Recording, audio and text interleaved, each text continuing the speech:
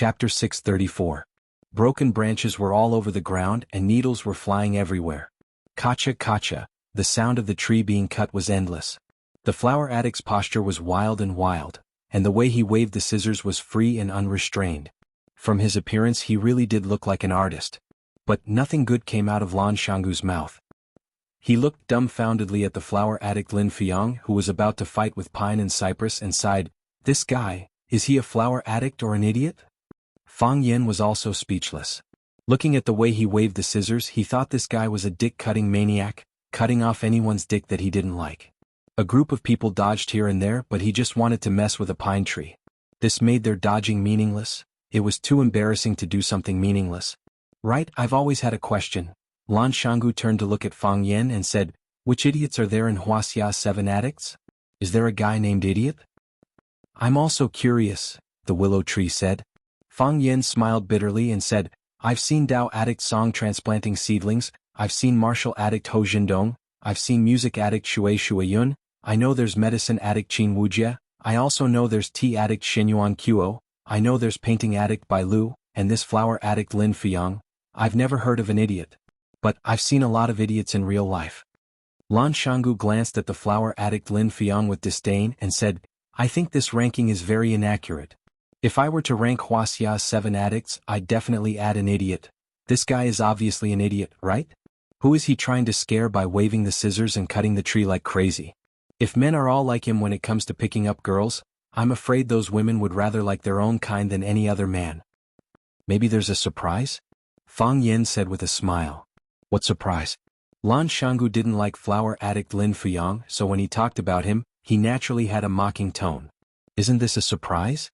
Fang Yen stared unblinkingly at the pine tree that Lin Fiang was crazily pruning. His face was filled with surprise and admiration. "What's so nice about this tree?" Lan Shangu noticed Fang Yan's strange expression and looked over as well. He didn't find anything special. He took a closer look and realized that something was amiss. When he looked at it for the third time, he finally knew what was wrong. He had actually cut the pine tree into the shape of a human, an outstanding and beautiful woman. There was a faint smile on her face. Her appearance was gentle, but there was an unapproachable arrogance in her bones. It was so clear as if he could touch it. Logically speaking, floral art and gardening were only similar in form or spirit.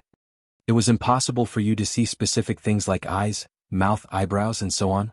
However, you can feel their existence from the works of the anthomaniac. It was no longer a work of art. It was a real person. A person with spirit and flesh. "What's going on?" Lan Shangu asked in surprise. "Am I the only one who saw a beauty? He cut the tree into a beauty?" "That's Lu Qi," Fang Yen said with infinite admiration. He had seen Lu Qi before and knew how similar the expression and temperament of the person under flower addict's hands were. Only when he remembered a person in his heart could he easily show her. He gave her soul, flesh, and everything beautiful in the world. The Lu Qi under flower addict's hands was very similar to a real person, but even more beautiful. For example, Lu Qi's slightly raised head arrogantly.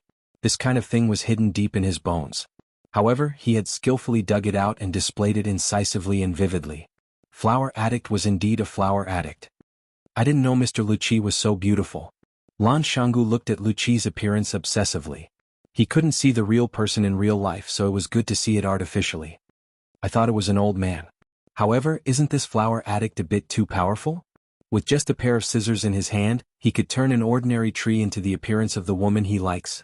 Such a peerless skill of picking up girls is unstoppable. Who can compete with him?" There are 4 realms of flower art. The first is form resemblance, which only takes the form. The second is spirit resemblance, which has both form and spirit. The third is ghost acts, which can only be obtained by a great master. The fourth is divine craft, which is rare in the world, like a god descending to earth. I have learned flower art for more than 10 years, but I only reached the level of spirit resemblance. And this is my best performance." Fang Yen said with a sigh. "What about him?" Lan Shangu pointed at flower addict Lin Fiang, who was still doing the last bit of trimming, and said, "Which realm is flower addict at?" Because he had seen flower addict's ability, Lan Shangu's attitude towards him was much more respectful. He didn't choose any special materials, just a pair of scissors as a tool. He casually trimmed a pine tree in the yard, and the work he produced was already in the ghost axe realm. This is a rare genius in the flower art world. He truly deserves the title of flower addict. Fang Yen pointed at the pine tree in front of flower addict Lin Fiang and said, "A music addict cut by flower addict. This scene can become the treasure of your Blue Mountain Club, and ensure that your Blue Mountain Club will not decline for 100 years. Lan Shanggu thought about it and also became happy. That's right, flower addict used the pine tree in his Blue Mountain Club to cut a music addict. Then according to the property law, this music addict naturally belonged to him. If this matter was accidentally spread, wouldn't it attract countless celebrities in Huaqing, and even guests from all over the country to come and watch? At that time his Blue Mountain Club would be crowded, and because of this music addict, his Blue Mountain Club would complete an upgrade, and become the top club in the world. But soon Lan Shanggu couldn't be happy anymore, because he thought of an extremely serious problem. He looked at Fang Yen and said, "The pine tree will grow." Fang Yen nodded and said, "Yes. As long as it is still alive, it will continue to grow." "If it continues to grow, then this music addict, will it grow to nothing?" "That's for sure." Fang Yen nodded. The respectability of gardening also lies in its changes.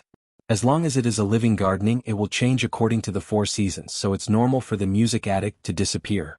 But don't worry, even if the music addict is gone, the story of the flower addict and the music addict will still exist. 30 years later, as long as a guest comes over, you can point at the towering pine tree, and say that the flower addict used this pine tree to cut out a music addict, and everyone will still be very grateful. Lan Shanggu shook his head and said, "That's too much. If we can't see that it's a music addict, who would be willing to admit that it's a music addict?" "There's another way." "What is it?" Fang Yen pointed at the flower addict and said, "Think of a way to make him stay and let him trim you every day." "That's a good idea," Lan Shanggu said happily.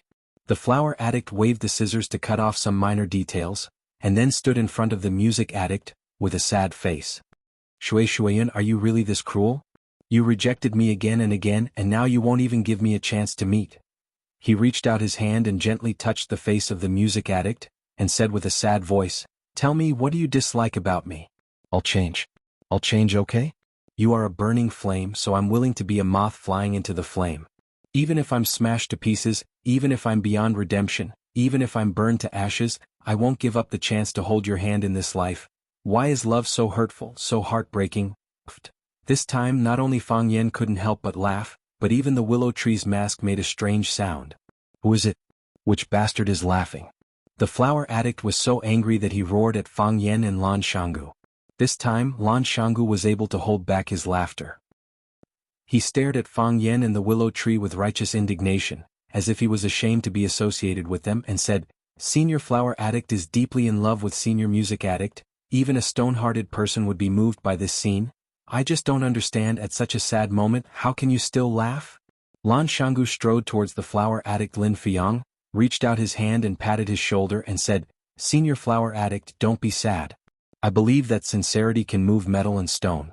As long as senior flower addict continues to persevere, you will definitely be able to move Mr. Music Addict's heart, and he will be willing to hold hands with you until old age, and become a legend in the world. Aren't the flower addict and music addict meant to be a match made in heaven?" After saying this, he glanced at Fang Yen guiltily. He didn't know what the relationship between them was. Would he be angry at what he said? The flower addict Lin Fiang nodded repeatedly and said, Yes. I am the flower addict, she is the music addict. She likes flowers, I also like flowers, we should be a good couple. You just said that you are willing to guard the door of this room whenever Mr. Music Addict comes out, then you will meet again. If she is willing to stay in this room for 1.5 years, you will guard the door for half a year." The flower addict looked at Lan Shanggu with a face full of confusion and said, "Did I say that? Why are you asking this? What do you want? Do you want to laugh at me again?" No. I definitely didn't mean that." Lan Shanggu waved his hand repeatedly. "I just realized that I have made a huge mistake. I shouldn't belittle other people's love. All the infatuated people in the world deserve our respect. Senior flower addict, you can just stay here peacefully. I will reserve a room for you next to Mr. Music Addict. You will live next to each other, maybe you will see each other every day." "Really?" The flower addict was overjoyed. "That's really great." Lan Shanggu enthusiastically pointed at the flowers and grass in his yard and said, "The flowers, grass, trees and stones in this yard are all yours, Mr. Flower Addict. You can cut whatever you want and carve whatever you want. If it's not enough, I'll bring more from outside." Chapter 635. The flower addict was overjoyed. She excitedly pulled Lan Gudu's hand and thanked him. Fang Yin sighed silently. Lan Gudu must have a bad conscience to lie to such an idiot. While the flower addict was holding Lan Gudu's hand and expressing her gratitude, and Lan Gudu kept describing to her the happy life of living with Luqi in the Blue Mountain Club, the wooden door of Luqi's private room was finally pushed open. The green-robed boy stood at the door and looked at Fang Yin and the others in the courtyard with an unfriendly expression. Just as everyone was wondering who Mr. Luqi was going to invite in, they saw Luqi, dressed in white, walk out gracefully through the boy's white robe. She stood under the eaves of the courtyard's veranda and looked at everyone in the courtyard with a smile. Everyone who looked into her eyes felt that she was looking at them, and then their expressions became excited. Look, she's Luqi. Oh my god, she's one of Wuxia's 7 addicts, so beautiful. Luqi, I actually saw Luqi. Oh my god, today's beating was worth it. The person she admired appeared, and the flower addict looked at her with a face full of surprise. She wanted to say something, but her mouth moved, but she couldn't say a word. There were thousands of words that she couldn't express in her stupidity. It was Luqi who took the initiative to speak. She looked at the Luqi tree that just appeared in the courtyard and said to Luqi with a smile, "Fiang's skills are getting better and better. Just now I heard you play a flute song from afar.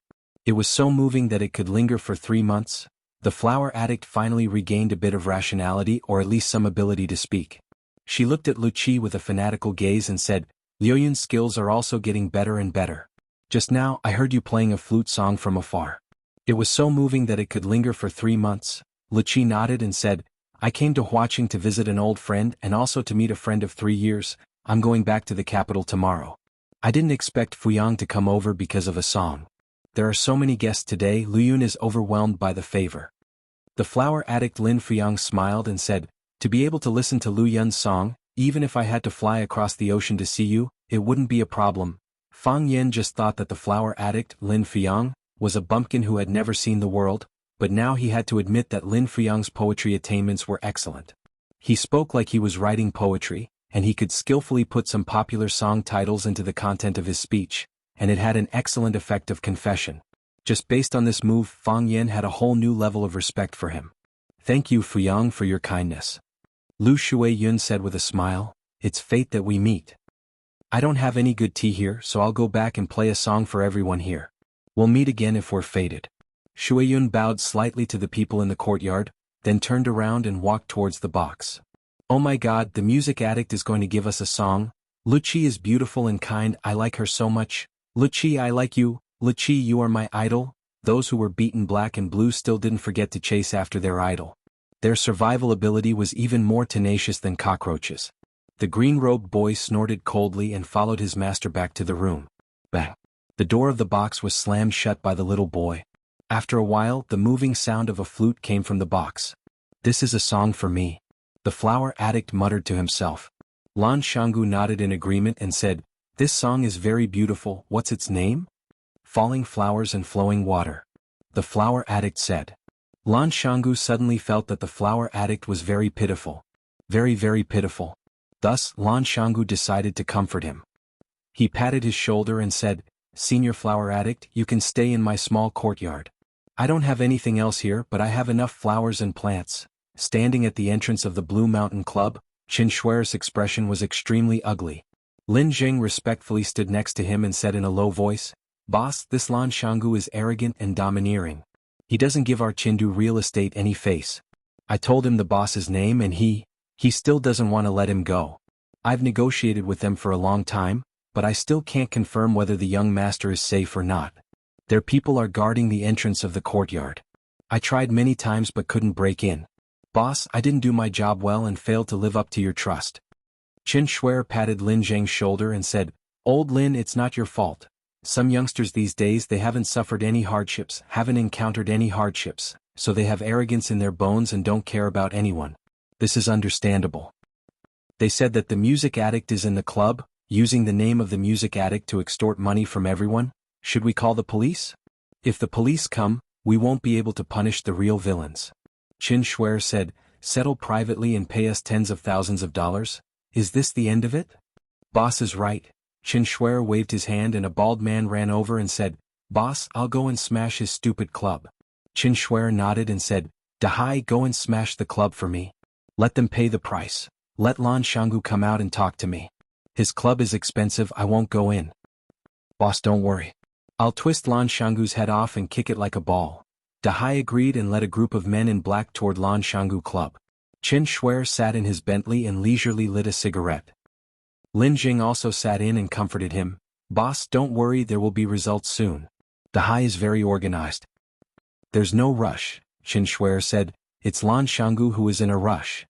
Of course, Lin Jing said with a smile. Boss, you're worth two. When that happens, it won't be easy for them to send young master back. They have to apologize and compensate. They have to give us a reason. If the reason isn't good, we won't accept it. That's true, Qin Shuer said with a smile. It's easy to invite a god in but hard to send him away. Young people will never learn to be obedient if they don't suffer a little. I'll be Lan Shangu's mentor for once. Knock, knock, knock. Someone knocked on the car window. Qin Shuer was furious. There were bodyguards outside, how could they let someone knock on the car window? Where did they go to eat sh*t? Knock, knock, knock. This time it wasn't knocking, it was slapping. Lin Jing looked out the window and said, Boss, it's Lan Shangu, that brat from Lan Shangu is here. It was indeed Lan Shangu standing outside. Of course, there was also Qin Shuer's bodyguard, Baldi Dahai. Baldi Dahai was being held up by two men in black. His bald head was no longer intact, it was stained with red blood. His face was a mess of flesh and blood. Who knew how many punches and kicks he took? Lin Jing opened the car door and got out, then stood guard by the door. Qin Shuer then got out of the Bentley. He glanced at Baldi Dahai and sighed that he wasn't careful enough and fell for this brat's trick. Looking at the two bodyguards lying on the ground, he cursed them for being idiots. They kept bragging about being the top fighter of the international mercenary group, the best soldier in the world, but in less than 3 minutes they were beaten up and dragged back. Lan Shangu laughed as he looked at Qin Shuer and said, Boss Qin, these are your people, right? Qin Shuer stared at Lan Shangu and said, That's right. As long as they're not, Lan Shangu laughed and said, I'll bring them to you. Lan Shangu waved his hand and said, Hand them over to Boss Qin. And so, the men in black let go at the same time. The bodyguards that went in with Baldi Dahai immediately went limp and fell to the ground. This kind of behavior was undoubtedly a ruthless slap on Qin Shuer's face. He felt his face burning with pain. Boss Qin, I've brought them to you. You have a lot of work to do, I won't disturb your work anymore. Lan Shangu laughed and said, Goodbye. Saying that, he turned around and walked towards the Blue Mountain Club. Lan Shangu, Qin Shuer shouted. Lan Shangu turned around, smiled and asked, Boss Qin, is there anything else? You imprisoned my son, Qin Guijing, beat up my bodyguards. And you're leaving just like that? Qin Shuer coldly asked. So Qin Guijing is Boss Qin's son. I just found out, Lan Shangu laughed and said. Boss Qin, you came at the right time. I have something to discuss with you. Today my Blue Mountain Club had a guest. Your son, Qin Guijing, ran over and insulted and kicked the door. My guest was very angry and I lost face as well. Originally, I was going to call the police and send those hooligans to the police station for a few days. But a bunch of uncles kept apologizing to me and said that it wouldn't happen again.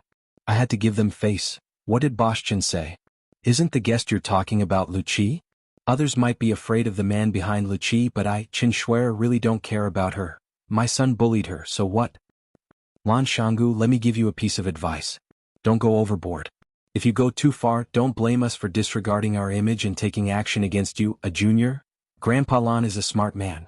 Why don't you give him a call and ask for his opinion? I'm also the man behind Lu Qi, one of them. Fang Yen smiled as he walked out from the shadows and said, I don't feel comfortable hearing someone bully my woman. Qin Shuer, others might be afraid of the power of the Qin family in Tiandu, but I, Fang Yen, really don't care about you. I bullied you today, so what? Chapter 636. Qin Shuer had many investment projects in Huaqing, so he spent a lot of time in Huaqing. However, overnight, he realized that he didn't understand the young people in Huaqing anymore. The once glorious four beauties of Huaqing were either disfigured or sent to prison. They had long become a topic of conversation and a joke in the eyes of countless people. Lan Gu broke both his arms and left the Lan family, becoming rootless duckweed. Because of this, when Qin Shuer heard that his son, Qin Guijing, had a conflict with Langu, he only sent a lawyer over to deal with it. He thought that as long as the lawyer mentioned the name of the Qin family in Tiandu, Langu's only choice would be to lower their heads and admit their mistake. They would then respectfully send Qin Guijing out. He would be magnanimous and punish them a little. What else could he do to them? No matter how useless Langu was, he was still a descendant of the Lan family. He couldn't offend the Lan family too much, right? Qin Shuer was attending a small private gathering when he received a call from the lawyer Lin Jing. Lin Jing was in a bad mood. He said that Lenga's attitude was bad and they weren't willing to let him go. Qin Shuer thought about it and decided to make a trip himself. No matter how busy his business was or how important his connections were, he had to be extra careful when it came to his son. He had already thought about it on the way here. First, he would let Baldy Big C and his men destroy the Blue Mountain Club from the inside out. Then he would let Lan Shanggu come over to apologize personally. That was exactly what he did. But wasn't the ending a little too quick? Qin Shuer knew of Fang Yen. Anyone who had reached a certain level would know of his existence. Even if they didn't like him, who could easily ignore him? He was the major shareholder of Chaoyan Technology. He was on good terms with Lenga's Lu Shu. He was sworn brothers with Du Qing of Qingyun Group. Such a person was still very powerful in Huaqing. However, he had offended some big shots in Yanjing and was being suppressed everywhere. His life wasn't good. Now that Fang Yen had stepped forward and acted as if he was going to bully Qin Shuer on behalf of Lu Qi, Qin Shuer's anger soared. For decades, no one had ever dared to point at Qin Shuer's nose and say, "So what if I want to bully you?" Fang Yen. Qin Shuer's voice was low. He was trying hard to suppress the anger that was about to erupt. "Aren't you afraid of biting your tongue? How dare you little brats talk to me like this?" Fang Yen squinted his eyes and smiled. He pointed at Langu Valley and said to Qin Shuer, "This guy has been discriminated against for a long time. Tonight he suddenly wanted to find someone to show off his power. After thinking about it, he thought of your son. So he picked up a wooden stick and gave it a good beating. Your son is now lying on the grass in the yard, pretending to be dead. Even if someone stepped on his face, he wouldn't dare to move." "Fang Yen, don't go too far. How could that be?" Fang Yen said with a smile. "You, the bald bodyguard, wanted to smash the club, but before he could do anything he was beaten to death by the hidden troops in the Orchid Valley. How bad can he be? He planned it and was waiting for you to come. Just now, I tried to persuade him, saying that Mr. Qin is a guest from afar, and that he should just ask a few of his brothers to send his people over. But he refused, insisting that he wanted to see Mr. Chen's funny expression at this time. I think he's being too unreasonable. So I followed him to see." "Fang Yen," Qin Shuer roared in anger. "Since you've done this, prepare to wait for my revenge." Fang Yen waved his hand and said, "If I were you, I would go back and watch my stock price." "What do you mean?" "When Nasdaq opens, Chaoyan Technology will buy Tiandu real estate stock price. It may also be a malicious suppression." Fang Yen looked at Qin Shuer with a smile and said, "You should know something about Chaoyan Technology, right? We have plenty of money anyway." You guys," Qin Shuer's eyes were red and his face turned purple. His hands trembled and he stammered, unable to utter a complete sentence. Fang Yen stared at Qin Shuer and said, "Mr. Qin, do you understand what we mean now? What do you guys want?" Lin Jing finally reacted. This was a big conspiracy, a big conspiracy. These bastards, they set up trap after trap and only now did they reveal their fierce fangs. They wanted to suck blood. They used Qin Guijing as a bait to lure out Qin Shuer, the big shot behind the scenes. What did they want? "Don't even think about touching Longtu," Fang Yen said coldly. "Longtu belongs to Lu Chaoga. No one can take it away." "How do you know?" Qin Shuer stared at Fang Yen in horror and asked. "It's not convenient for the Ren family to make a move, so they asked the Chen family, who have been on good terms with them for generations. You and your father have been so happy in Huaqing recently, hiring a lawyer to help Jiang Zhulu reverse the verdict, and frequently meeting with Jiang Zhulio's mother, Ren Jin. If you say your goal isn't for Longtu Group, at least I won't believe it." "What? Even Grandpa Ren, who called his son-in-law a scalper and a dog, can't sit still? Seeing such a big piece of fat meat, even if it's the property of his daughter and grandson, he won't hesitate to snatch it. But he's worried about his face, so he threw you, Qin Shuer, out as a cover. Am I right?" "You," Qin Shuer pointed at Fang Yen and couldn't say anything for a long time. This handsome young man was even scarier than they had imagined.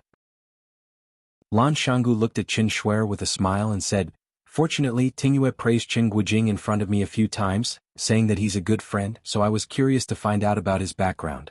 Otherwise, it wouldn't have been easy to find out if you had done it so covertly." Qin Shuer left.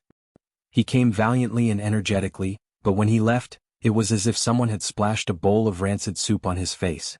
That feeling was really King refreshing. He had the urge to beat his bastard son to death. He told him to stay in Mingzhu, but he insisted on coming to Huaqing to show off. In the end, he was betrayed by his own friend. He, Qin Shuer, had been smart his whole life. How did he have such a bastard son? The Bentley drove away. Fang Yan and Lan Shanggu stood in the night breeze. Fang Yan looked at Lan Shanggu with a smile and said, "Your last stab was really vicious." Lan Shanggu didn't respond to Fang Yan's question but said with a smile, "Is Chaoyan Technology really going to buy Tiandu real estate? If you guys do it, I'll also follow suit. Let Willow start too. You eat the meat and we'll drink the soup?" Fang Yan shook his head with a smile and said, "I'm just scaring him. Chaoga has a new plan, and Chaoyan Technology has no plans to enter the real estate field for the time being." "What plan? Give us a hint in advance?" Fang Yan shook his head with a smile and said, "You guys should ask her directly." Lan Shanggu smiled bitterly and said, "To be honest, I, Lan Shanggu, have never been a timid person, but once I saw Miss Lu, I became a sick cat. Then don't blame me." Fang Yan said with a smile, "I finished the tea, I'll go back first." "You're leaving just like that? You're not going to say hello to Mr. Lu Qi? Do you think she needs someone to say hello to her? Then what about the local specialties of Huaqing that I prepared for her? Give it to her yourself. What if she doesn't accept it? Can I say it's from you? Whatever." Fang Yan waved his hand and walked straight to his car. When Fang Yan returned to the security office of Rosefinch Secondary, Baldy and his friends expressed a momentary shock and a long-lasting fake surprise. Baldy acted as if he had met an old flame that he hadn't seen for many years. He grabbed Fang Yan's arm and said, "Mr. Fang, you haven't come to school for a while. I've been worried about your safety and called you several times, but I couldn't get through to your phone. I went to the dean's office to ask about your situation, and he said that you asked for a leave of absence. I've been waiting for you day and night, and finally you're back." "Yes, you're finally back. Mr. Fang, the next time you go out you must let us know so that we won't worry," the other two chimed in as well. It was as if they had lost all interest in life when Fang Yan wasn't around. Only God knew how happy they were. Fang Yan shook off Baldy's excessive affection and asked, "Is there anything going on at school recently?" Baldy cleared his throat and said, "Wang Chang, report the work." "Yes, Director." Wang Chang immediately flipped open the small notebook he carried with him, straightened his back and read in front of Fang Yan, "On the morning of November 11th, 9 students were late. Their names are Wang Halai, Wan Mingming, Li Xiaola." All right. Fang Yan waved his hand. "No need to read. I'm just asking if there's anything big happening at school recently." "Yes. Our school is going to build a new campus in Shenzhen City." "Is that a big deal?" Fang Yan nodded and said, "I already know about this." "What else is there?" "The news just leaked today and you already know about it?" Baldy asked in surprise. Then he felt relieved and said, "That's right, you have Principal Lu." Fang Yan really wanted to beat him up. Knock, knock, knock. Someone gently knocked on the window of the security booth. Fang Yan turned around and saw Su Qi, who he hadn't seen for a while, standing outside the window and looking at Fang Yan with a smile. "Mr. Fang, long time no see." Su Qi smiled and greeted Fang Yan. Fang Yan nodded and said, "Su Qi, long time no see." "It really has been a long time." Su Qi looked at Fang Yan thoughtfully and said, "I was worried that I wouldn't be able to see you today. It wasn't easy to meet you, so I can't let this opportunity slip by. Mr. Fang, do you have time tomorrow night?" "What's the matter?" Fang Yan asked. "Tomorrow is my birthday, and I want to invite you to my birthday party. Can Mr. Fang do me the honor of attending?" Chapter 637. 3 years ago, when Fang Yan was still the language teacher and homeroom teacher of Class 9, there were often students who invited Fang Yan to birthday parties.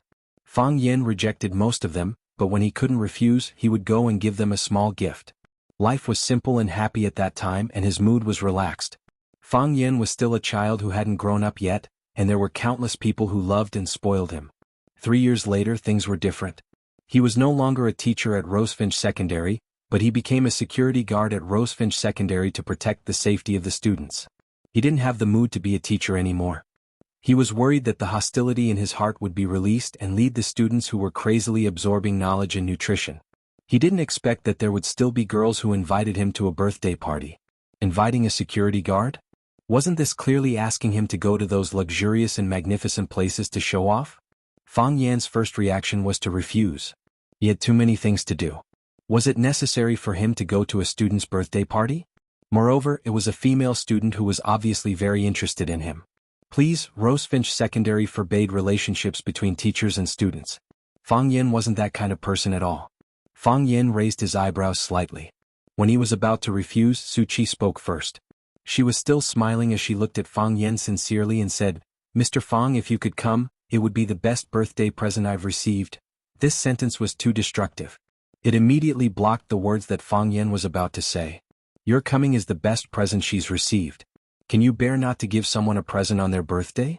Can you bear to ruin someone's happy mood? I'm free tomorrow too. Baldy touched his bald head and said with a smile, Su Qi, can I have the honor to go to your birthday party? Of course. Su Qi nodded. She even invited the other two security guards and said, you guys can go together. Let me introduce some friends to you. There's good wine to drink and cakes to eat. Wow, can we go to your birthday party too? That's great. Tomorrow I'm going to wear the new suit I bought during the new year. Fang Yin hadn't agreed yet, but the other three had already accepted. Su Qi looked at Fang Yin with bright eyes, quietly waiting for Fang Yan's answer in anticipation. Fang Yin looked at Su Qi and said with a chuckle, Happy birthday, Su Qi. However, I already have other arrangements tomorrow, so I might not be able to make it. The smile on Su Qi's face disappeared and she said with some regret, It's really disappointing. Mr. Fang, though you have already refused me, I still hope that you will go, because there is someone who wishes to see you. Oh. Fang Yin asked curiously. I should have told you. Su Qi smiled slyly and said, But you rejected me just now, which made me very sad. So, I'm not going to tell you. You'll know when you see for yourself. In other words, if you don't go tomorrow, you'll never know who the person who wishes to see you is. Everyone is curious. You must be very curious right now, right? Fang Yin looked at Su Qi helplessly and said, If I really don't go, won't you ruin someone else's business? I don't care. Su Qi said matter-of-factly. I'm injured, can't I throw a tantrum? That's for women. She took out a few invitations from her bag and placed them on the only wooden table in the security booth. She said, There's an address on the invitations. I'm looking forward to your coming. After that, the girl skipped away. Baldy looked at Fang Yin with a sad face and said, Mr. Fang, Su Qi has good intentions. Why didn't you agree? Fang Yin looked at Baldy with a smile and said, What? She bought you over just because she invited you to a concert? Hey, am I that kind of person?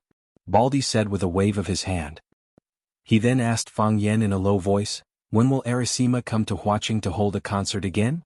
I don't know about that, Fang Yin said. I haven't contacted them for a long time. Fang Yin hadn't contacted the two girls, Jiang Qin and Yuan Lin, recently. First, he was injured and recuperating on the mountain. At that time, he didn't even know where he lost his phone. Later, after getting someone to get a new SIM card, he didn't reply in time when he received inquiries from them. With the promotion of Summer's resources, the two girls became more and more popular and were liked by more and more people. Every time Fang Yin opened the newspaper, he could see all kinds of information about them. They said that Jiang Qin was in a relationship with a male celebrity, that Yuan Lin and Jiang Qin were lesbians, that Jiang Qin was going to enter the film industry again, and that Arasima was going to disband. All kinds of rumors made people dizzy. Fang Yin laughed at such rumors. He knew that Jiang Qin and Yuan Lin had a very good relationship. They were good in the past and they would be good in the future. Moreover, even if they had a conflict, Summer would solve it well. She was a smart woman. Baldy's face was full of regret. He said, I really want to have a chance to go to their concert again. Mr. Fang, can you get me an autograph from Arasima? Fang Yin looked at him helplessly and said, Can't you have something else to pursue in life? Then come with us to Su Qi's birthday party. The girl specially came to invite you. Yes, Mr. Fang, during the days when you were not at school, every time she came to school and passed by our security booth, she would ask if you came. Rain or shine, how many days has she persisted? I was touched by her. Fang Yin sighed softly and said, If that's the case, I can't go. It's better to avoid trouble. After school in the afternoon, Fang Yin didn't rush back to Lu Chaoga's villa, but walked to the area inside the school. When Fang Yin walked to the entrance of the small courtyard, he saw Qin Ying and a few men in black from the Wind Group sitting in the RV at the entrance, playing poker. Qin Ying's face was pasted with a lot of notes. It seemed that his luck was not very good today. Fang Yin stood at the door of the RV and asked with a smile, Why don't you go in and sit? I don't dare to go in. Qin Ying shook his head. What? Fang Yin asked curiously.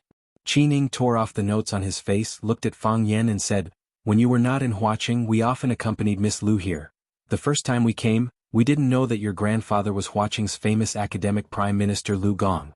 When I saw this old man, I felt my whole body tremble and every part of me felt uncomfortable. After I found out his identity, I didn't dare to step into his small courtyard anymore. Me too. Maybe it's because I didn't study well when I was young. When your grandfather glanced at me, my whole body would tremble, as if I had done something wrong. It's better not to let us go in and suffer. We'd rather play poker in the RV comfortably. Fang Yen patted the car door and said, "All right, I'll bring you some food later." "No need. We brought our own food." Qining refused. Fang Yen shook his head and said, "How can that be? When you come to my grandparents' house, you're my guests. How can you let your guests eat canned food and beef jerky?" Qining laughed and said, "All right, if there's any extra, you can bring us a plate. We can also improve our lives." "No problem." Fang Yen chatted with the young people for a while before stepping into the courtyard. Lu Gong was watching the afternoon news in the living room. When he saw Fang Yen come in, he only snorted coldly. He didn't even look at him. Fang Yen smiled awkwardly and said, "Grandpa, are you watching the news?" Lu Gong's face was gloomy and he didn't respond to Fang Yen. Fang Yan's grandmother heard the noise and walked out of the kitchen. She grabbed Fang Yan's arm and said, "Fang Yen, you've been back in Huaqing for so long, and you didn't come to see your grandparents. Grandma missed you so much. Good boy, let Grandma see if you've lost weight. You look good, which proves that Zhaoga has taken good care of you." "Grandma, I'm sorry." Fang Yen said these words with difficulty. Facing his closest family, he had 1,000 words in his heart, but he didn't know how to express them. "Silly boy, what have you done to me?" Grandma held Fang Yan's hand tightly and said, "I know you're in a bad mood, so I didn't call you. Let bygones be bygones. You have to be good in the future." As she spoke, Grandma's eyes turned red and she said, "You're the only one your mom can rely on. You have to be careful." Lu Gong was infuriated. He slapped the table and shouted, "What are you crying for? Isn't he still alive and well?" Grandma was also angry and said, "You old man, when Fang Yen didn't come, you sighed every day and hinted to me to call him and ask him to come over for dinner. Now that Fang Yen is here, you put on a sour face and don't say anything. What do you mean? Why are you slapping the table? If you can, why don't you smash the table?" "You, what about me? Stupid woman. Stupid as hell." "Oh, you're saying I'm stupid now that you're old? You call me a stupid woman. Go find someone smarter." Lu Chaoga appeared at the kitchen door and said anxiously, "Grandma, the chicken wings are burning." "Oh, I'm still cooking in the pot." "Fang Yen, take a seat first. Ignore that old man." As he spoke, he jogged into the kitchen. Lu Chaoga gave Fang Yen a look, telling him that the situation was dangerous and that he should be careful. Lu Gong gave Fang Yen a sharp look and said, "Come upstairs with me." Fang Yen felt a headache coming on. As soon as he entered his grandfather's study, he would inevitably be reprimanded and lectured. Chapter 638. Lu Gong entered the study, walked straight to his big mahogany chair and sat down. The sofa in Lu Gong's house was made of wood, the chair was made of wood, and most of the furniture was made of wood as well. His aesthetic was exactly the same as his character. Square, dignified, and simple. If he could straighten his back, he would never lie down. Lu Gong glanced at Fang Yen standing in front of him, pressed his raised palm down and said softly, "Sit down." Fang Yen, who was pretending to be a wronged wife, suddenly raised his head and looked at Lu Gong in disbelief. What was going on? Why did the scene suddenly change? According to the old routine, Grandpa should have slowly brewed a pot of tea and let Fang Yen cool for a while before snorting and shouting, "Do you know what you did wrong? Since when did the domineering Xiao start to walk the path of a romantic lead?" "He told you to sit down." Lu Gong saw Fang Yan's expression and naturally knew what he was thinking. His tone was a little unnatural. Fang Yan hurriedly sat down. If he didn't look for trouble, he wouldn't take the initiative to look for trouble. Otherwise, wouldn't he be born to be a bitch? Lu Gong looked at Fang Yan and said, "You have hatred in your heart." Fang Yan was shocked again and said, "Grandpa, you saw that too?" Lu Gong patted an ancient book in front of him and said, "Sun Guopan wrote, Ice Mirror, to teach people the art of judging people. Get rid of the grain and turn it into chaff, the marrow remains, the way of God. Mountains don't collapse, only 100 can suppress it, the so-called bones. A person's spirit has 2 eyes, a person's bones have a face. A scholar first looks at the god's bones. Getting straight to the point is the first. You, Fang Yen, have read thousands of books so you can be considered half a scholar. A scholar first looks at the god's bones. Fang Yen, didn't you show it? No matter how relaxed your smile was, no matter how natural your movements were, your mind was always tense. It's like a treasured sword that can take a person's life at any time. Lu Gong sighed softly and said, "In the past, you were happy because you were truly happy. Now, you are happy because you want to hide the unhappiness in your heart. Fang Yin, have you ever been this cautious and reserved when you came to my place before?" "Grandfather, there is hatred in my heart." Fang Yin could only confess to this old man. If he was so powerful, why didn't he go to the bridge to pick up stalls? "You hate your father's murderer?" "Yes." Fang Yin nodded. "I hated myself before too." "Hate yourself? Hate what? The child wants to support him, but his parents don't? Or do you hate yourself for not being able to save your father?" "Both," Fang Yin said in a deep voice. "If you hate the former, I can understand. Most people in the modern world don't know how to cherish. They only regret when they lose it. But that's regret, not hatred. If you hate yourself because of this, then you won't be able to rest easy in the underworld. But if you hate yourself for not being able to save your father, then that's the height of stupidity. Are you a god?" "Of course not," Fang Yen thought. "If you're not my grandfather, I'll beat you up. Is there a need to be so sarcastic? Since you're not a god, why do you think you're omnipotent? Just do your best." Lu Gong comforted him softly. "Do your best and leave it to fate. Some things are fate." Fang Yen looked at Lu Gong and said, "Grandfather, you're well read. Do you also believe in fate? 1 is fate, 2 is luck, 3 is feng shui for his yin virtue, and 5 is literature. Fate is number 1, followed by luck and feng shui. We can't change what is fated by the heavens no matter how hard we try. Since we can't change it, we can only force ourselves to accept it. Do you know why I haven't called you? Grandfather wanted me to figure it out on my own."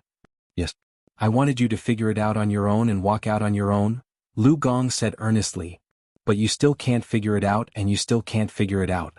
You're loyal, but your aptitude is really stupid." Fang Yin wanted to hit someone again. He was really envious of Lu Gong. Since he was born, fate had arranged for him to be his grandfather. Otherwise, this old man would already be lying on the ground. He didn't want to be a teacher and ran to be a school security guard? Who came up with this stupid idea? "It's Baldy," Fang Yen said. "Good brother, take the bullet for me. Grandfather won't look for trouble with you anyway. If the old man really does look for trouble with you, it won't be long before you become famous in the education world. I'm helping you." "Who's Baldy?" "You wouldn't know even if I told you. But grandfather, you're right. His idea is really stupid. Professions don't differentiate between high and low. This is the point I've always insisted on. However, you can clearly be an excellent teacher, you can clearly teach more excellent students. But because you can't untie the knot in your heart, you can't get rid of the hostility in your heart, so you can only become a security guard." "What does this mean?" "It means that my aptitude is stupid." Fang Yen learned to be smart. "I'll scold myself first so you can't scold me anymore, right?" "No, it means that your self-control is extremely poor. An excellent man, a successful man, they can adjust their emotions at any time so that they can face any difficulties and challenges with the best mental state, whether it's doing business or anything else. They can get twice the result with half the effort." Fang Yen thought seriously and said, "Grandfather, I understand. I'll go back and quit my job as a security guard." "Ready to go back and be a teacher?" Lu Gong's face finally showed a smile. "No, I'm going to quit my job at school and focus on my own business." "What business?" "Revenge." After a long silence, Lu Gong said, "Fang Yin, I won't persuade you to give up on your hatred. A person who doesn't know how to repay kindness or fight back when insulted is incomplete. But I hope you can live up to the family rules and your conscience." Rising to his feet, Fang Yin bowed deeply to Lu Gong and said, "Grandfather, I understand." Lu Gong waved his hand and said, "You're dismissed. Otherwise, your grandmother will quarrel with me again and say that I bullied you." Fang Yin smiled obsequiously and said, "Grandfather, you're scolding me to teach me a lesson. You don't need to scold other people. Stop flattering me," said Lu Gong. "Treat Chaoga well." "What?" Fang Yin stared at Lu Gong with wide eyes. The old man had never asked about his feelings. What was wrong with him today? "Fang Yin, Yixing's accident happened to coincide with the 3 years you were away. It was Chaoga who stayed by your grandmother's side when she was the most upset. I heard from Qining that Chaoga got into a few accidents. I told her not to come and I even slammed the door in her face a few times, but she insisted on coming here once a week. Rain or shine. Fang Yin, no matter how big a man's career is or how ambitious he is, he should always leave some space for his family and spare some attention for his woman. Otherwise, how is he different from a beast? Feelings are the most difficult things to bear in life. I hope you can take care of yourself and don't let any harm come to the good girl. Lu Gong stared at Fang Yen sharply and said, I know you're not a heartless person, but if you betray Chaoga, I'll whip you no matter how hard your grandmother tries to stop me. What if she betrays me? Fang Yen said gloomily. What the hell was going on here? Why was he and Lu Chaoga a couple again? You deserve it. By the time Fang Yen and Lu Gong went downstairs, Grandma and Lu Chaoga had already prepared a table full of dishes. Grandma wiped her hands with a towel, then went up to Fang Yen and whispered, Did the old man scold you? No, Fang Yen said with a smile. Grandfather just asked me how I've been and was concerned about my health and my relationship. He couldn't say it in front of you, that stubborn old man, Grandma grinned. He's been stubborn all his life. Don't take anything he says to heart. Is that how you teach your kid? Lu Gong flared up again. He had spent his entire life teaching and educating people, so he liked to put his teaching methods into practice on Fang Yen.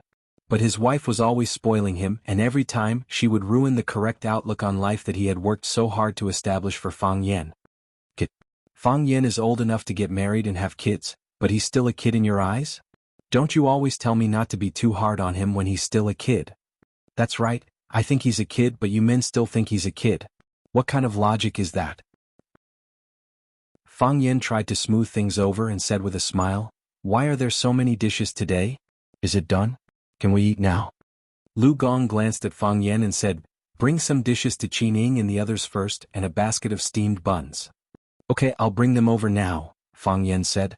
He brought over a few dishes and a basket of steamed buns. Qining and the others were overjoyed. They loved the home-cooked food made by Fang Yan's grandmother. Come, let's eat too, Grandma said. Lu Gong was in a good mood today, and he even went to the liquor cabinet to get a bottle of Maotai. I'll have a glass and the rest is for Fang Yen. Grandma kept putting food into Fang Yen and Lu Chaoga's bowl, and her face lit up when she saw the young couple eating happily. Fang Yen, Grandma asked Fang Yen. Fang Yen looked up at her. Grandma, what is it? Tell me. I mean about your marriage with Chaoga? Fang Yen spat out the hot chicken soup in his mouth.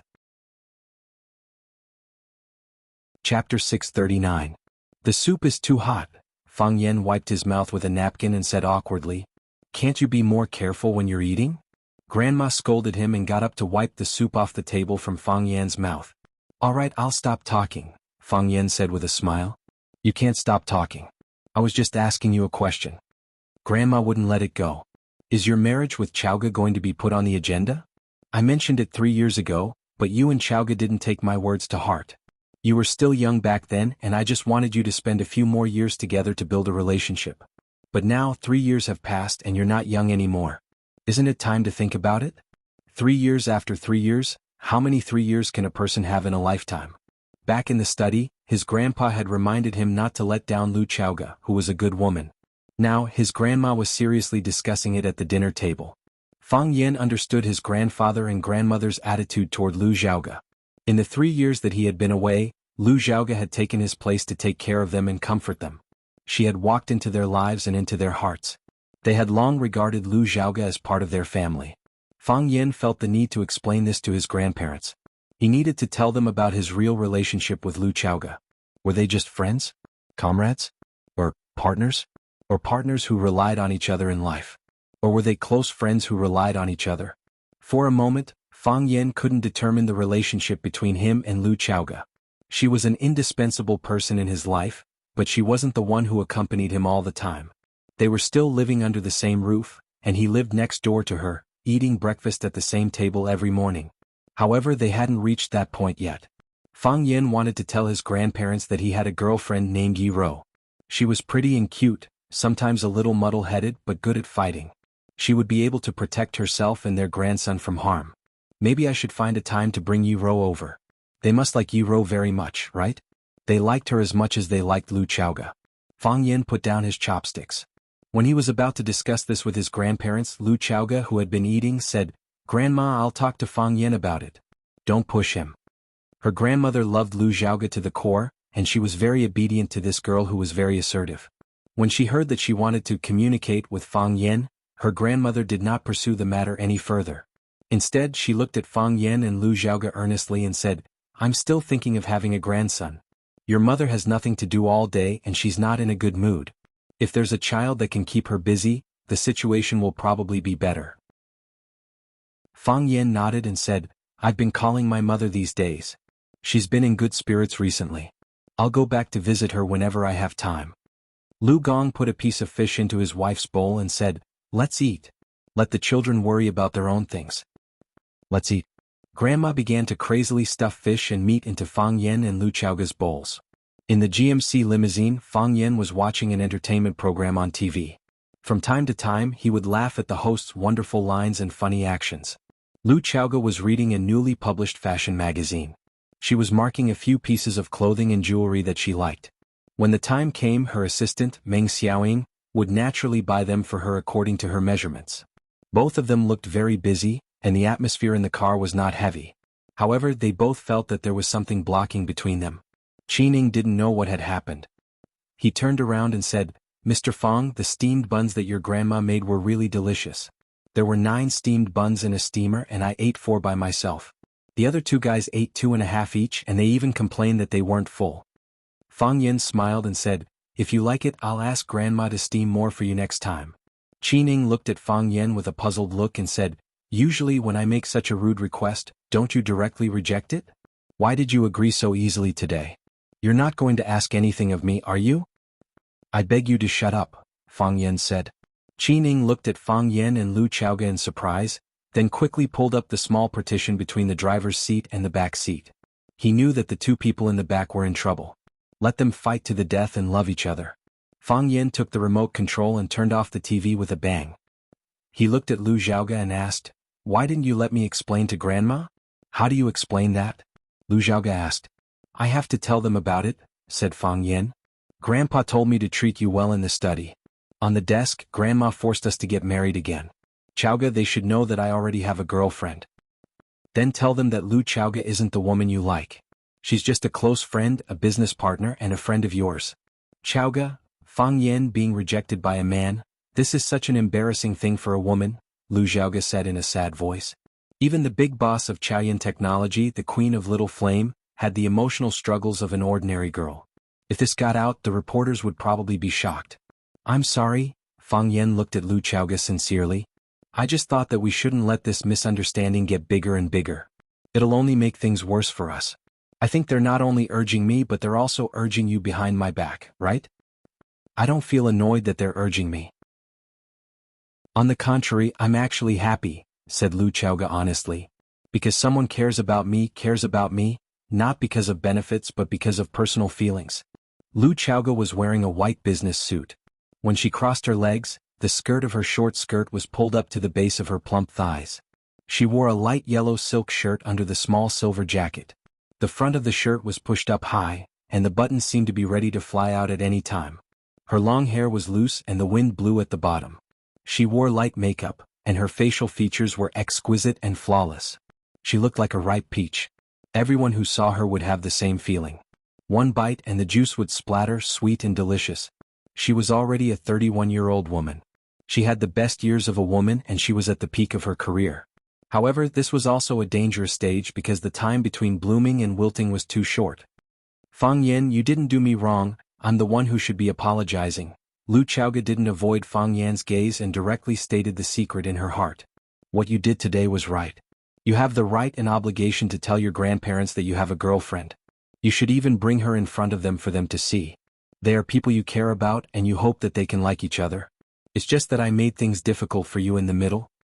Lu Chaoga smiled bitterly and said, I know it's wrong but I don't want to correct it. I'm too selfish. They said that when I wasn't here you treated them very well. I treated them very well because they treated me better. Lu Chaoga gently stroked the hair on her forehead, and her palm unconsciously stroked the beauty on the page. She said, After Aunt left, the only family I have in this world is you. I treat you as my family and subconsciously, I also treat your grandparents as my family. After I found out that your father had an accident, I thought that they must be in a very bad mood so I wanted to accompany them. No matter what, they are just 2 poor old people. On the way back I encountered several ambushes. Although I managed to get through all of them safely, my grandfather still knew about it. He didn't allow me to visit them again. There were even several times when I stood in front of the small courtyard, and the door was tightly shut. No matter how I knocked on the door, no one answered. I still couldn't help but go over. Again and again. In the end they were finally moved by me and no longer forced me to leave, and no longer shut the door to prevent me from entering. Fang Yan, you are a very very good person and they are also very very good people. It is precisely because you are too good to me that I am greedy for this feeling of home, so I can't bear to leave. So, when you wanted to expose all of this in front of my grandparents, I anxiously stopped you. Because I realized that I am not ready. Lu Chaoge looked at Fang Yan sincerely and said, Fang Yan, it is a fact that you have a girlfriend. We are friends, confidants and business partners, but we are not lovers. This is also a fact. Since we are not lovers, how can we always live together like this? Since we are not lovers, how can I always occupy your family as my family? I will leave eventually, I just hope that you can give me a little time. There was a trace of weakness in Lu Chaoge's eyes, and there was even a hint of pleading. I just also want to have a family. Chapter 640. Have you ever had this kind of trouble? The person who loves me chases after me closely, and the person I love can't wait for it. Of course, it's also possible that you only have troubles after that. Lu Chaoge was the queen of Chaoyin, the founder of the Chaoyin Empire, and the legendary woman who single-handedly pushed the Little Flame brand to the world. She was a distinguished professor at Harvard Business School, and the audience was always full for 3 consecutive days. She was the youngest female entrepreneur to appear on the cover of Time magazine, but also the most valuable one. Wherever she went, she was the focus of the crowd. She was the darling of countless media cameras. She was Lu Chaoge, an existence that people admired and feared. According to Lu Chaoge's current status, her life should be extremely rich and busy. In the morning, she should attend an economic conference attended by many heads of state. In the afternoon, she should go to the United States or other countries to discuss some important cooperation. She should take a nap on the road and have a spa on her private plane. In the evening, she should attend a cocktail party to communicate with the leaders in various fields, drink with elegant and witty men, and listen to humorous and cute old men brag. However, she had chosen to live a different life. In addition to work, she would go to the mall to buy groceries, and then come back to cook for Fang Yan and even Fang Yingying and Fang Haohan. To put it in a very vulgar way, Lu Chaoge's life was very incompatible with her family background. She could be a queen, but why did she choose to be a maid? However, Lu Chaoge was willing to accept it and she cherished and enjoyed all of it. Her parents died when she was young, but she was adopted by an enemy couple. It wasn't easy for her to have an aunt, but she left early, making her an orphan again. Fortunately, in her most difficult time, Fang Yan appeared, shielding her from the wind and rain, blocking the open and covert attacks for her, so that she could survive and have dignity and wealth. She was grateful to Fang Yan. If it weren't for Fang Yan, she would have been stuffed in the trunk of a car and burned to death like her aunt, right? She also relied on Fang Yan. She relied on his strength, his wisdom, and the sense of security that he could bring her. It was also because of his luck at that time that led to the current worrying and tangled situation. Lu Chaoge was not Fang Yan's girlfriend, but many people misunderstood her as Fang Yan's girlfriend. On the other hand, Fang Yan's real girlfriend, Yi Ro, was unknown and had no sense of existence in her grandparents' hearts. Just as Lu Chaoge said, she would choose to leave and take the initiative to solve this problem. She just needed a little more time. She needed time to adapt to living alone. This was her deepest fear, something she abhorred, but it was her fate. She could only accept it. She could be selfish once, but could she really be selfish for the rest of her life? Fang Yan felt Lu Chaoge's sadness and reached out to hold Lu Chaoge's hand. Her little hand was cold and the knee she touched was also cold. Perhaps the coldness came from the inside out. The life she didn't want to face would come again. The lively and companionable things she liked would return to the original point, returning to being alone. I didn't mean that. Fang Yan said with infinite pity. We've known each other for so many years. I understand you and you understand me. We understand a lot of things without saying it out loud. I hope I can live a better life and I hope you can live a better life than me. Fang Yan, I know you don't mean that. I know you better than you know me. You are a kind person and a sincere person. You value relationships and don't want the people around you to be hurt. Lu Chaoge held Fang Yan's hand tightly, looked at him and said, You're right. This is the ending we have to face. There will always be a solution. Fang Yan said with a smile, If you don't want me to explain to my grandparents, then I won't explain. I think one day they will know the truth for themselves. What can you do? You have a girlfriend. You have to spend more time with her. You have to live with her. You have to take her to see all your relatives and friends. This is what a boyfriend or husband should do. Do we have to be together at that time? Do we have to live in the same house? Are you willing? Is your girlfriend willing? She's gentle. She's a very good person.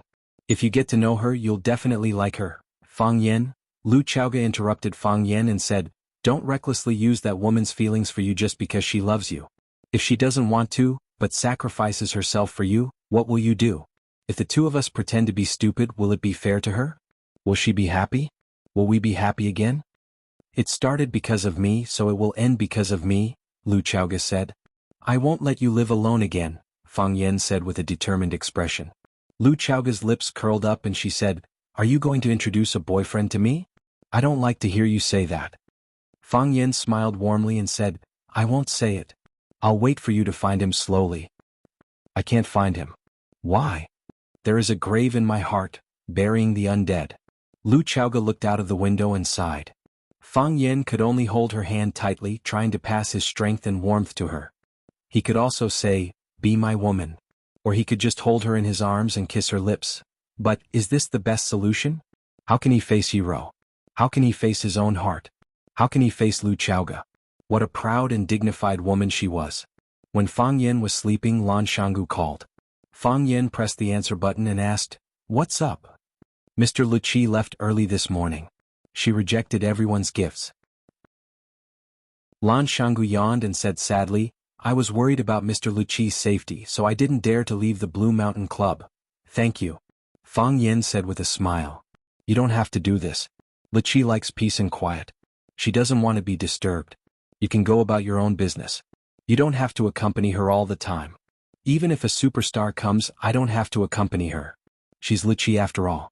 Who asked her to be close to you and the woman? How can I not accompany her? Lan Shanggu said with a smile.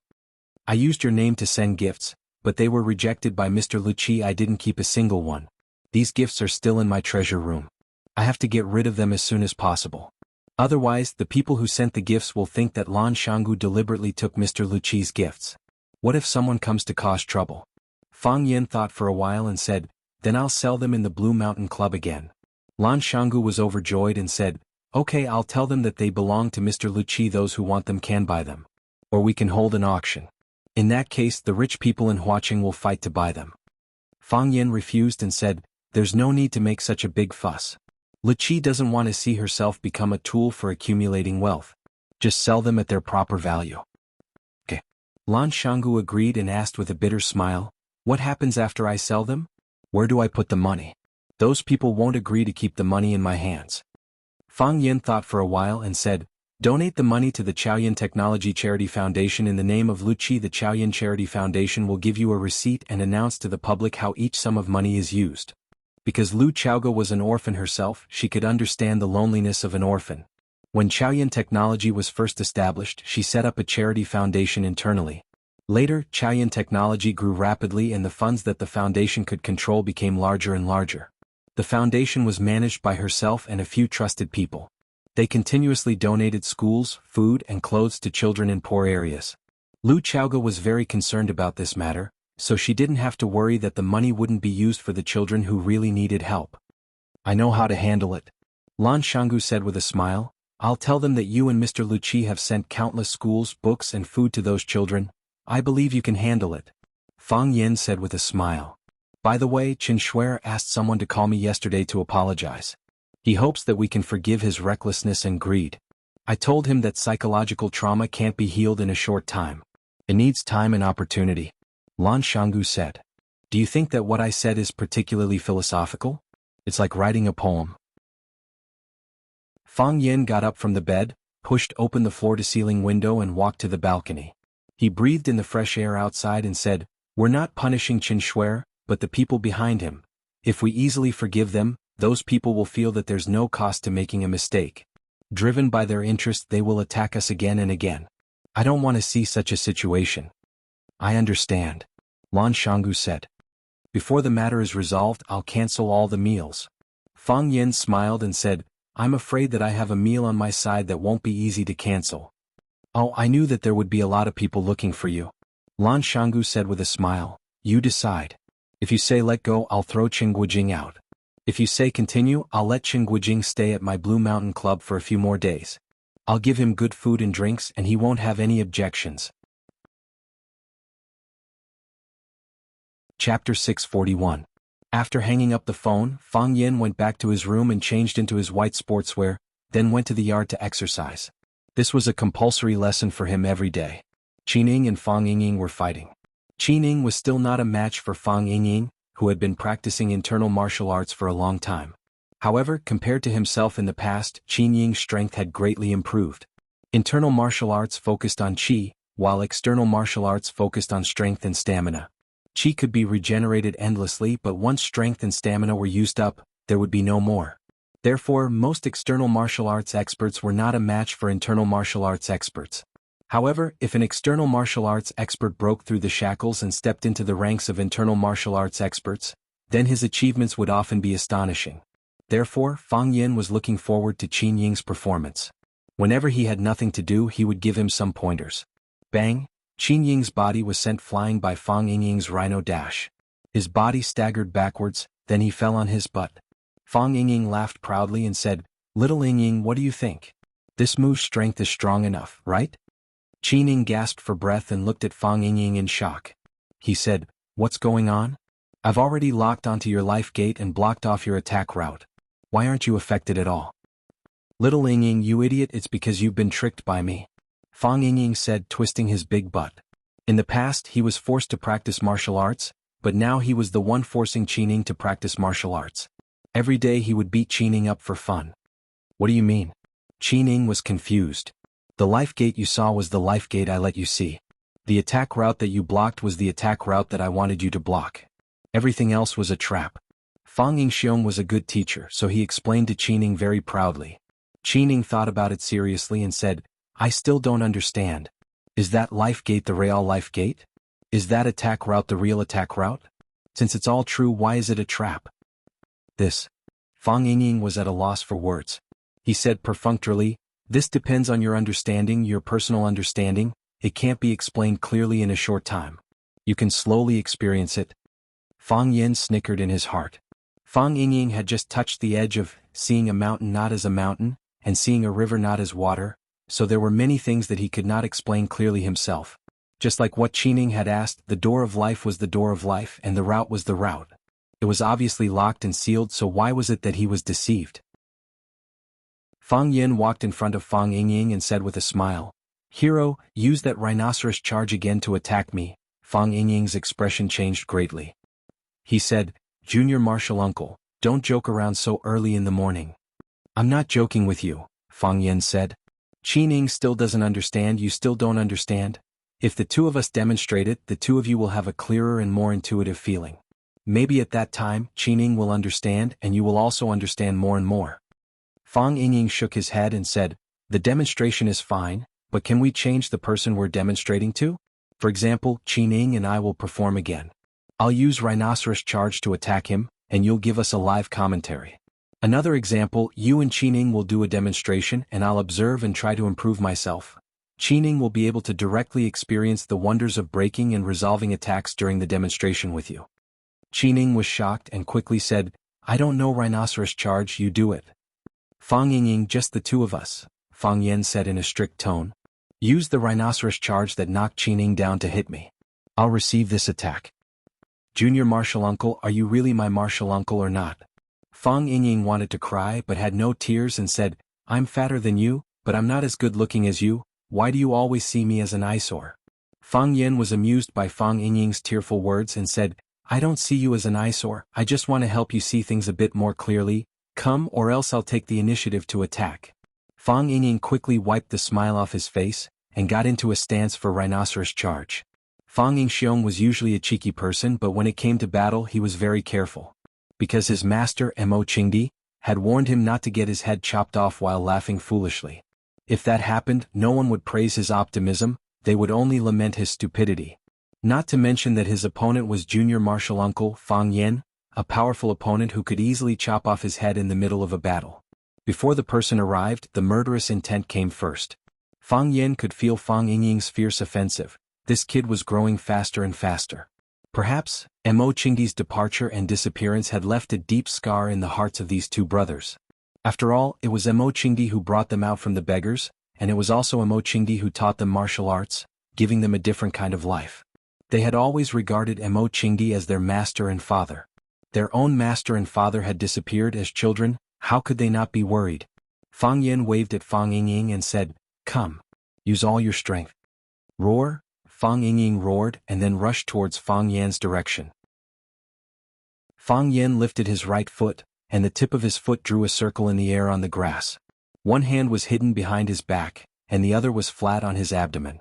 Clang, clang, clang, Fang Yingying was like an enraged rhinoceros, charging towards Fang Yan's body, with great momentum and vigor. Moreover, when he bent his body and ran, his body also hid many changes. At any time he could change his attack according to the target's reaction. Fang Yan's flat right hand suddenly blasted out, and grabbed the rhinoceros's vital horn, the top of Fang Yingying's head. The circle-drawing foot moved forward and blocked all of his attack routes. This was the move Qining used to block Fang Yingying. Fang Yan's arm pulled back and then suddenly shook forward. Bang! Fang Yingying was like a ball, sent flying by Fang Yan's palm. Bang bang! Fang Yingying's body rolled all the way until he hit the corner of the backyard of the small courtyard. Fang Yingying rubbed his aching head, crying and shouting, "I knew it would be like this! I knew it would be like this!" Qining ran over to help Fang Yingying up from the ground and helped him pat the dust and grass off his body. Fang Yan chuckled as he looked at Qining and Fang Yingxiong, asking, "Do you understand now?" Qining nodded, saying, "I think I understand a bit." Fang Yingying wiped his tears, saying, "I don't understand. I just knew that my body of over 100 pounds was going to fall apart." Fang Yan glanced at Fang Yingying, saying, "Wait until you can no longer feel the pain in your body, then you will truly understand." "If you put it like that," Fang Yingying was so angry that his liver was hurting, saying, "How can I refute you?" Fang Yan smiled, walking straight to the side to practice martial arts. He let Qining and Fang Yingying mumble to each other, not knowing what they were talking about.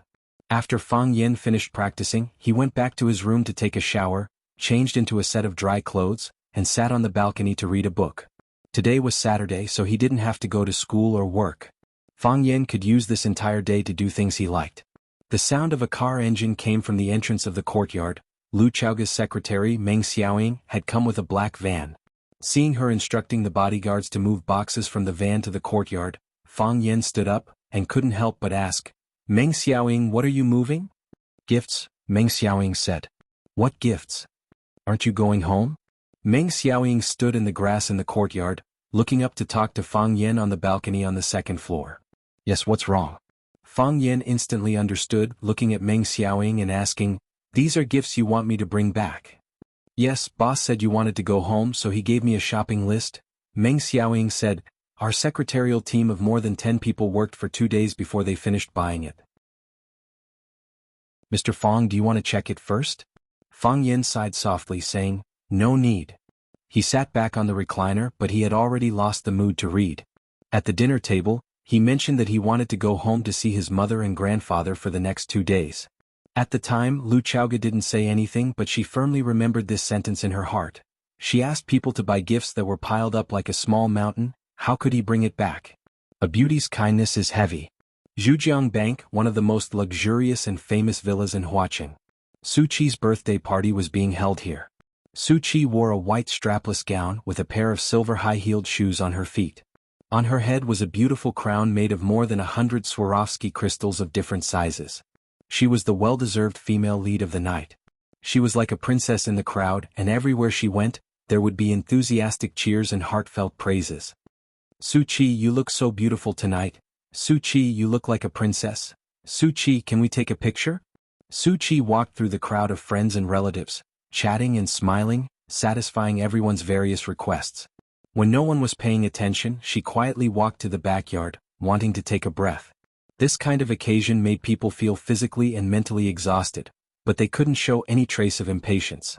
"Everyone came for you, so what right do you have to be impatient?" "There's a heartbreaking sadness in your eyes," a man in a black suit said in a low voice as he walked out from a dark corner. Chapter 642.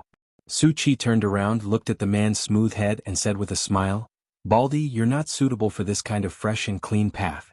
The Baldy said helplessly, "Ugly people don't have a way to go. No path is suitable for them." "You won't either." Su Qi patted his shoulder and comforted him, "You can go the flirty route. You can't give others face, but you can give them warmth." There will always be a type that suits you. What is the flirty route? They are usually meticulous and considerate, able to take care of the family and know how to cook. More importantly, they can understand and sympathize with other people's feelings, Suchi explained. Baldy was so excited that he shouted, I am. I have everything you said. I can cook, I take care of the family, I'm meticulous and considerate, and I can understand other people's feelings very well. When people reject me, I'm not angry at all and I'll politely say it's okay. If I were a woman, I wouldn't like a man like me. So I'm the legendary flirty guy. I heard that girls nowadays like flirty guys. I'm not done yet. Suchi interrupted Baldy and said, most of them are the slender and clean type. They dress comfortably and appropriately, and they won't appear too impetuous or exaggerated. They're like the sun and they can give people a warm feeling. Baldy held his glass, turned around and left. If I were to look like the sun, would I be afraid that there wouldn't be flowers and grass to nourish me? Hey, don't go, Suchi shouted. Baldy turned around with a sad face and said, Missy, it's already very sad to look like this. Please don't discourage me. I didn't want to discourage you, Suchi said with a smile. Then you still want me to be a flirty guy. Look at me, which girl will feel warm when they see me? At least they will feel safe, right? Who will find a safe man? Okay, let's change the topic. Suchi smiled with her eyes squinted and said, Is Mr. Fong really not coming? Look, Mr. Fong is such an insecure man, but so many people like him. But those girls who like unsafe men are praising me for looking safe. What kind of mentality do you have to say such things? Suchi was speechless. Baldy glanced at Suchi and sighed softly. Mr. Fong probably won't come, right? He seldom attends student gatherings. So that's how it is. Suchi sighed. I thought I was different from others. Puchi, Baldy laughed. What are you laughing at? All the girls think that they're different from the others. Baldy, do you want to die? All right, don't be angry. I'll send you another message to see if Mr. Fong can come. Why don't you just call them? That won't do. Baldy straightforwardly refused. Mr. Fong lives with our headmaster Lu. If I call him and headmaster Lu hears it, headmaster Lu will ask who called. He said that Baldy invited me to a student's birthday party. Do you think I, as the head of security, can sit still? You're so useless. A head of security can make you so nervous? If you help me invite Mr. Fong, I'll find you a better job, how about it? No. Baldy waved his hand. I won't do a better job. I like being the head of security. Why? When I was a child, my family was poor, so I didn't have the opportunity to study. So, when I grew up, I especially liked to be with those cultured people, Baldy said with a serious face. His eyes had something that moved people. Seeing those children carrying school bags and skipping in front of me, I feel very happy. This kind of feeling, TSK, I can't buy it no matter how much money you give me. Suchi looked at him and said, Baldy, you're really a good person. A very good person. Baldy drank the wine in his glass and said in a low voice, A lot of girls say that. Suchi was amused by Baldy's words and said, Remember what you promised me. Don't worry. I'll send a message to Mr. Fong now, Baldy promised. But I can't guarantee that he will come out. Suchi, someone in the room called Suchi's name. Suchi waved to the security trio of Baldy, Wang Chang and Li Jun. She said, You three must eat and drink well, don't be polite with me, I'll go in for a while and come out soon. Baldy waved his hand and said, Go ahead, don't worry about us. Wang Chang and Li Jun were already red in the face and couldn't speak clearly. Who asked them to discover that the wine provided by the owner was all good wine that they had never seen before, heard of, or even understood. Baldy picked up a bottle of whiskey and took a big gulp. He looked at Wang Chang and Li Jun with disgust and said, Look at you two, burp. In the shadow under the eaves of the corridor, a young man saw this scene and quickly ran to the front yard. A group of young men and women came to the backyard talking and laughing. When they saw Baldy, Wang Chang, and Li Jun lying on the ground and drinking, they all had disgusted expressions on their faces. A young man in a black suit and a bow tie walked over and kicked Baldy's butt. He asked, Who are you? Baldy didn't like it when people kicked his butt. It made him feel like a naughty child. He didn't like to be someone else's child. Baldy stood up with the bottle in his hand, stared at the group of young people in front of him and shouted, Which school are you students from? Go to class, you're going to be late. His steps were unsteady and he was already a bit drunk. When he saw these young people, he mistook them for students and habitually carried out his duty. Class, did you hear that? He's telling us to go to class. Ha, who is this guy? Is he a teacher from a school? Maybe look at his hair, it's all gone. Being a teacher is really hard. These young people weren't afraid of Baldy's authority at all. They laughed and guessed Baldy's identity.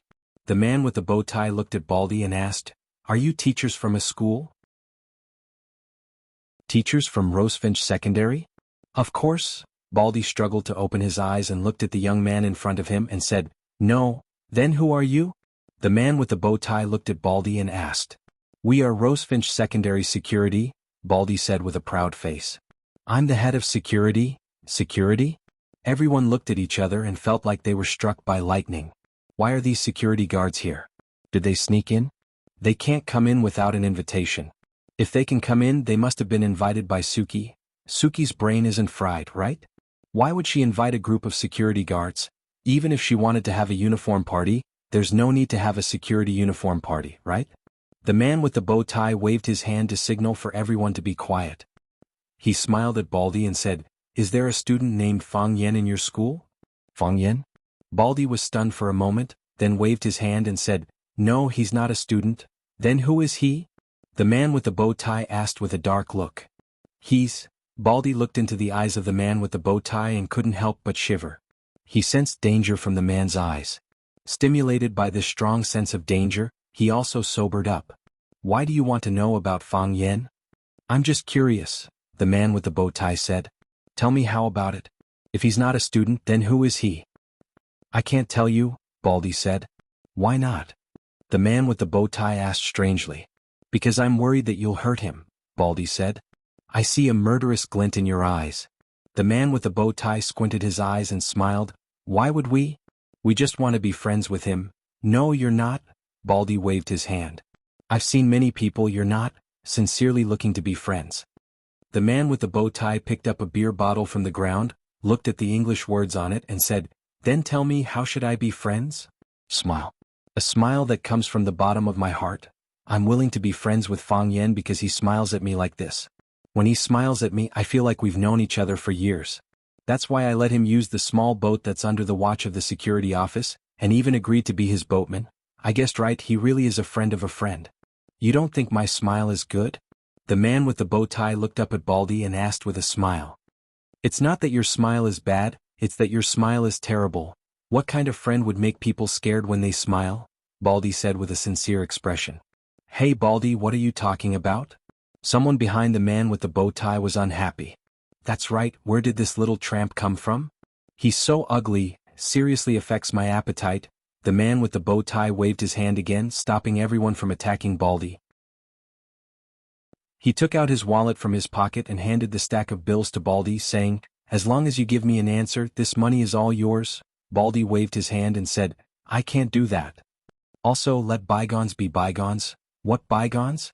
You said that I don't smile well. Hey, I thought it was something serious. Then why did you call me a little tramp and say that I'm ugly? I wasn't angry either, right? That's just lip service, you can't take it seriously. So you don't want to help me with this little favor? It's not that I don't want to help, it's that I can't. Fang Yen is my friend, my brother. How could I betray him?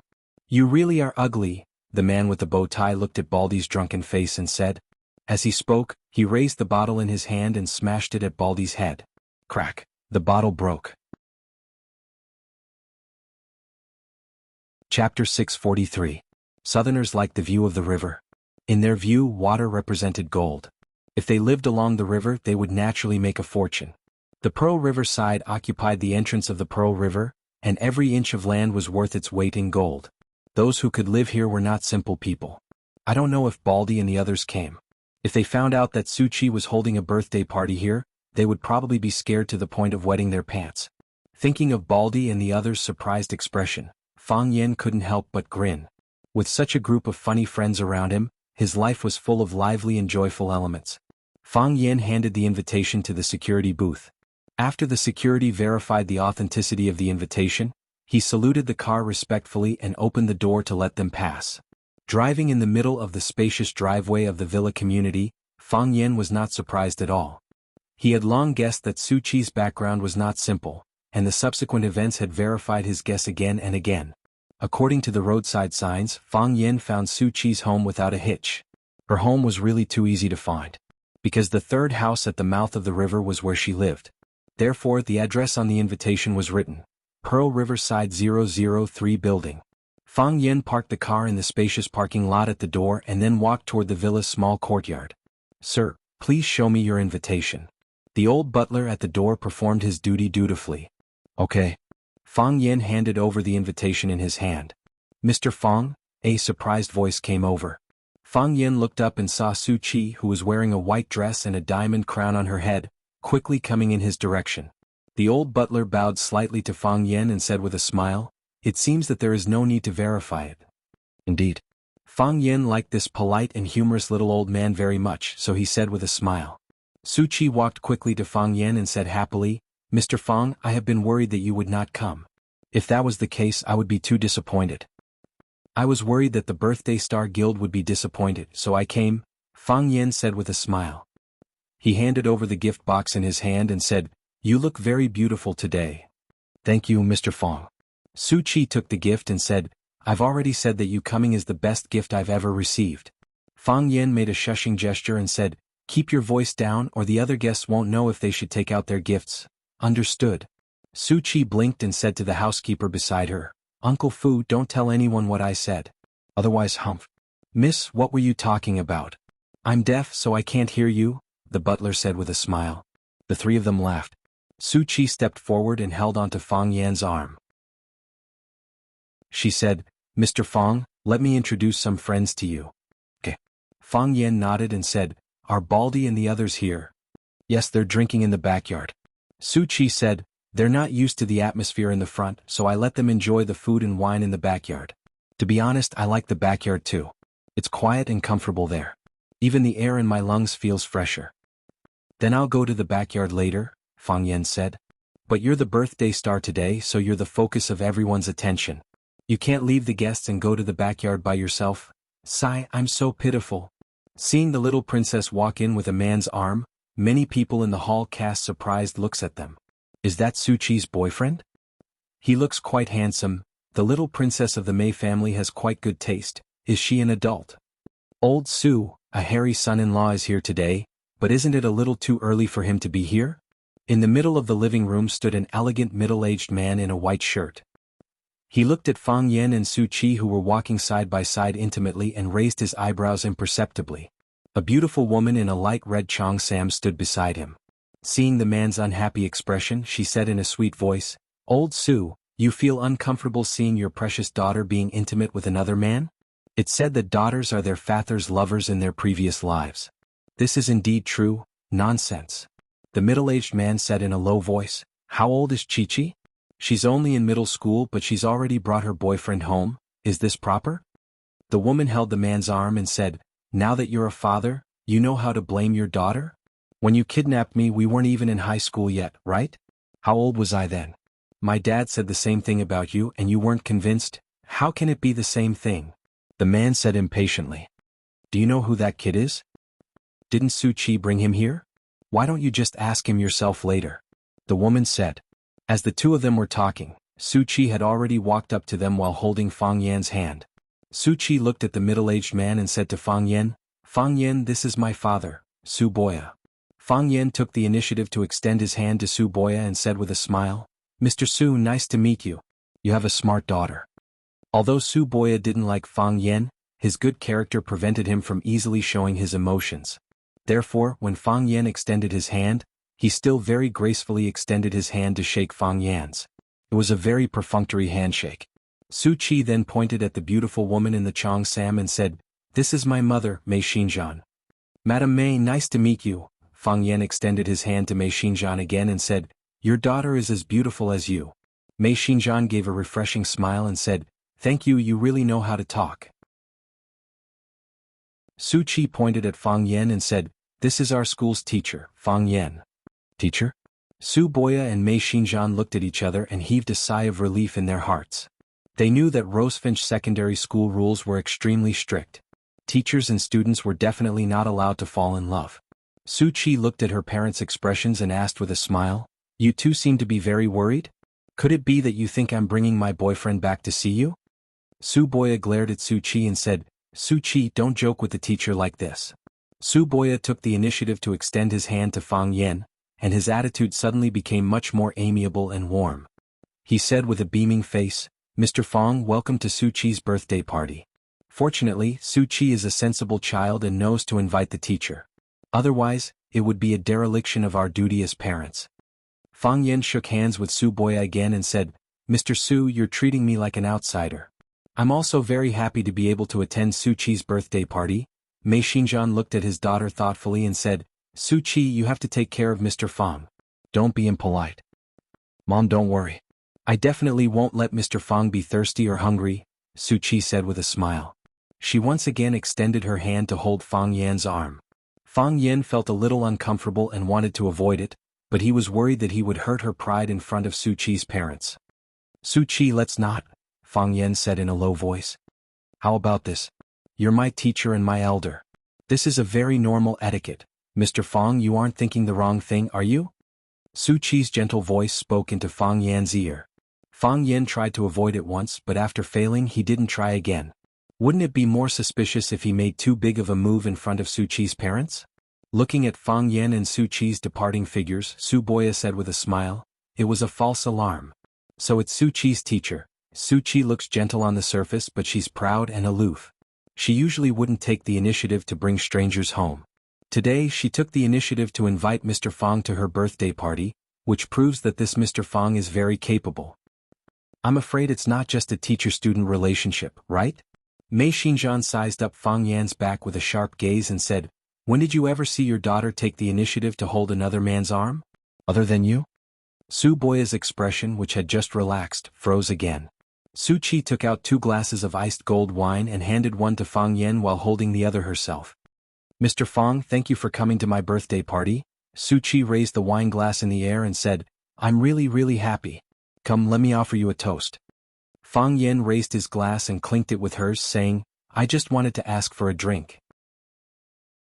"Then I'll accompany you for a few drinks today," Su Qi said with a smile as she finished the gold wine in her glass in one gulp. "Looks like you can hold your liquor well."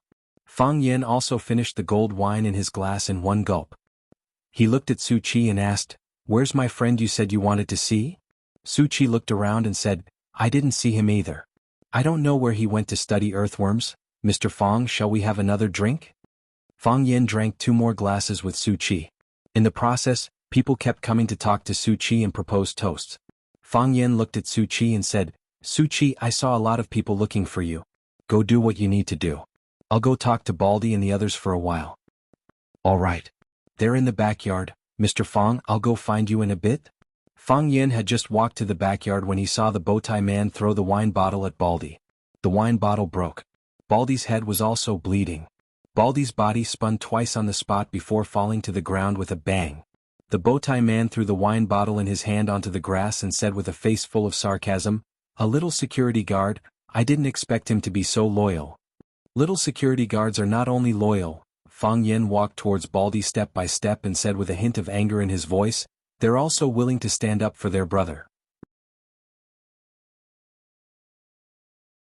Chapter 644. Baldy was innocent. The person LV Kailuan really hated was Fang Yan. LV Kailuan's father LV Zhonghong and Su Qi's father Su Boya had been close friends for many years and were also business partners. Because their fathers were very close, Su Qi and LV Kailuan had known each other since they were very young. They played together, studied together and traveled together. The two of them could be said to be childhood sweethearts. When they were young, the adults of the two families had more than once said that the two of them should be engaged. The speaker had no intention, but the listener had other thoughts. LV Kailuan liked Su Qi, but he had never expressed it. However, he knew that Su Qi must belong to him, just as he felt that he also belonged to Su Qi. Su Qi was still too young and young. He wanted to give her more time, to let her get more freedom. He thought that Su Qi should understand his thoughts. When she was tired of playing and had enough, she would return to his embrace. At that time, everything would be logical, and they would naturally walk into the palace of marriage hand in hand. They would love each other for a lifetime and become the only one for each other. LV Kailuan imagined their future to be extremely beautiful. He felt that he was a very open-minded and magnanimous man. If it was any other man, how could he allow the girl he liked to play around in this world of sensual pleasures? It was not until Li Mingming ran over and said that he had a rival in love and that Su Qi might have fallen in love with a man named Fang Yan that Wang Kailuan realized that things seemed to have changed. Su Qi perhaps really didn't belong to him anymore. Even if she didn't belong to him, she couldn't belong to anyone else. This was also the reason why he brought a group of people to tease Baldy and wanted to find out information about Fang Yan from him. It was just that the little security guard really didn't know what was good for him. After being tempted by money, he still remained unmoved, which stimulated the hostility in his bones. Knocking down a little security guard was a very shameful thing for him. Because of the difference in status, he didn't feel any sense of accomplishment from this victory. Instead, he felt that hitting someone in front of his friends had damaged the refined image that he had always maintained. Seeing that Baldy was knocked down with a wine bottle, Wang Chong and Li Jun sobered up and strode toward the direction where Baldy was lying. Director, are you alright? It's bleeding, hurry up and stop the bleeding. Wang Chong took off his suit and pressed the fabric of his shirt against the wound on Baldy's head. Li Jun screamed in a hoarse voice, hurry up and save them. Who can help save them? Fang Yan walked to Baldy and squatted down. He opened Wang Chong's suit and reached out to touch the wound on Baldy's head. He said, don't worry, it'll be fine. As he spoke, he took out a small brown bottle from his pocket. He uncorked the bottle and poured most of the contents over Baldy's head, smoothing it over evenly with his finger. Baldy had no hair, so he avoided a lot of unnecessary steps. Then something strange happened. The mint-flavored medicine mixed with the blood on Baldy's head and turned into a muddy paste. The mushy substance was a natural hemostatic membrane. The bleeding had stopped. Fang Yan picked up Wang Chong's suit and wiped the blood on his hands. You two take care of him, Fang Yan said. Mr. Fang, Wang Chong said with a sad face, they hit people for no reason. Fang Yan nodded and said, I know. Fang Yan got up and walked step by step toward where LV Kailuan was standing. Since Fang Yan appeared, LV Kailuan's eyes had been on Fang Yan. At first he didn't know Fang Yan's identity. It wasn't until the little security guard called him Mr. Fang that LV Kailuan realized that this guy was the Fang Yan that he wanted to know. Another little security guard? LV Kailuan thought indignantly in his heart. He didn't like his opponent or love rival to be a security guard. If that happened, he felt that his style would be dragged down countless times. It would be such a shameful thing if this spread out. Competing with a security guard for a woman even if he won? Where was the fun in it? Fang Yan walked toward LV Kailuan step by step. His footsteps were heavy, and each step was stepping on the hearts of everyone present.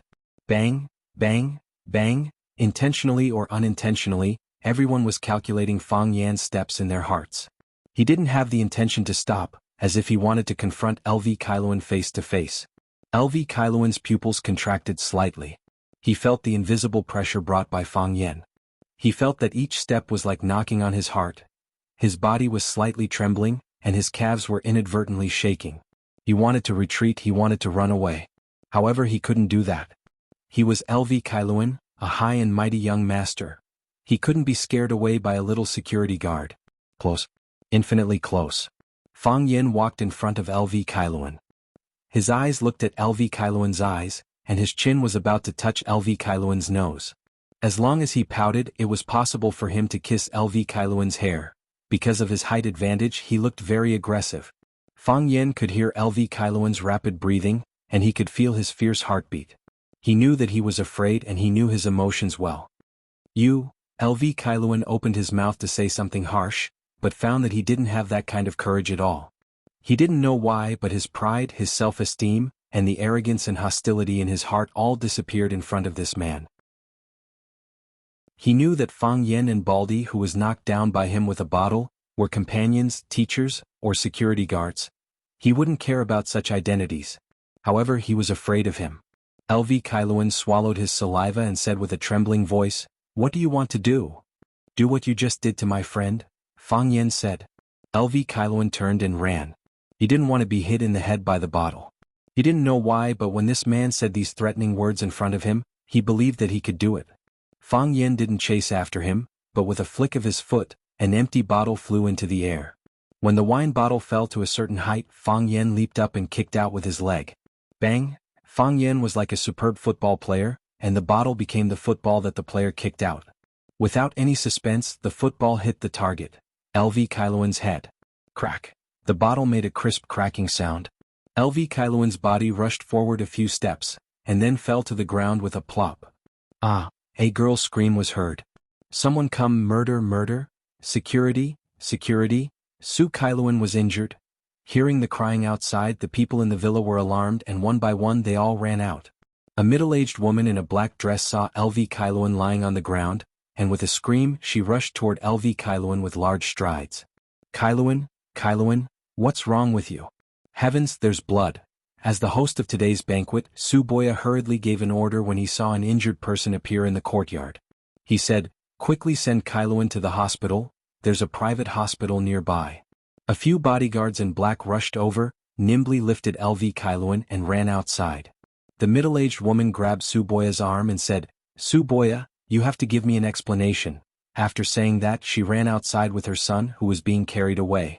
Without waiting for Suboya to ask, someone explained the situation to him. "Uncle, he was the one who injured Brother Kailuan. He threw a bottle at Brother Kailuan's head." The slightly plump Lu Zhonghong stared at Fang Yen with an unfriendly gaze and said, "Boya, is this also your guest?" Suboya knew that his old friend was on the verge of exploding and said, "Zhonghong, don't be angry.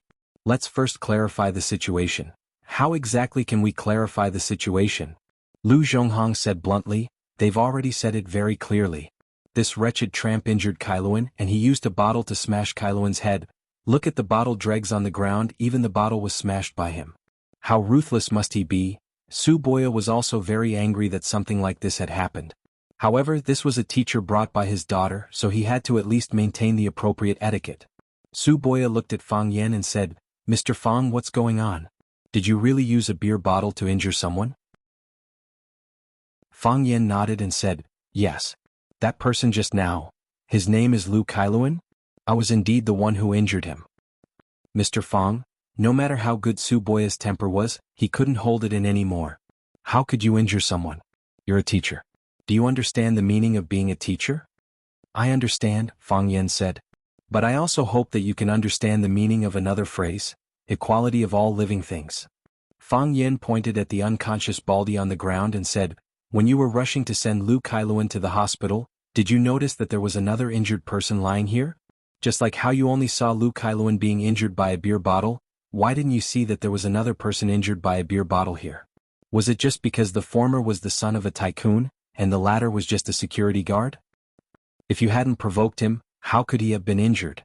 Lu Zhonghong was burning with anger. He pointed at Fang Yen and shouted, "What? You're beating people up with reason?" He turned to stare at Suboya and said, "Old Su, don't blame me for not giving you face. I don't care what your relationship with this bastard is, if he doesn't give me an explanation today, he can forget about leaving this courtyard."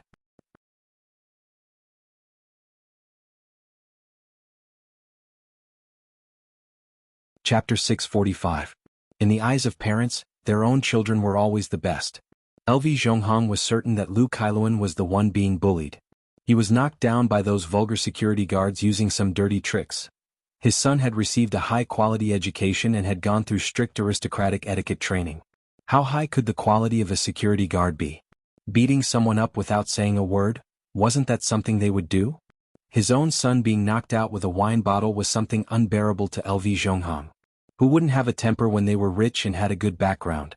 Thus, after LV Zhonghong threatened Suboya not to lend a hand, he shouted loudly, "Men, beat this brat up until even his own mother can't recognize him.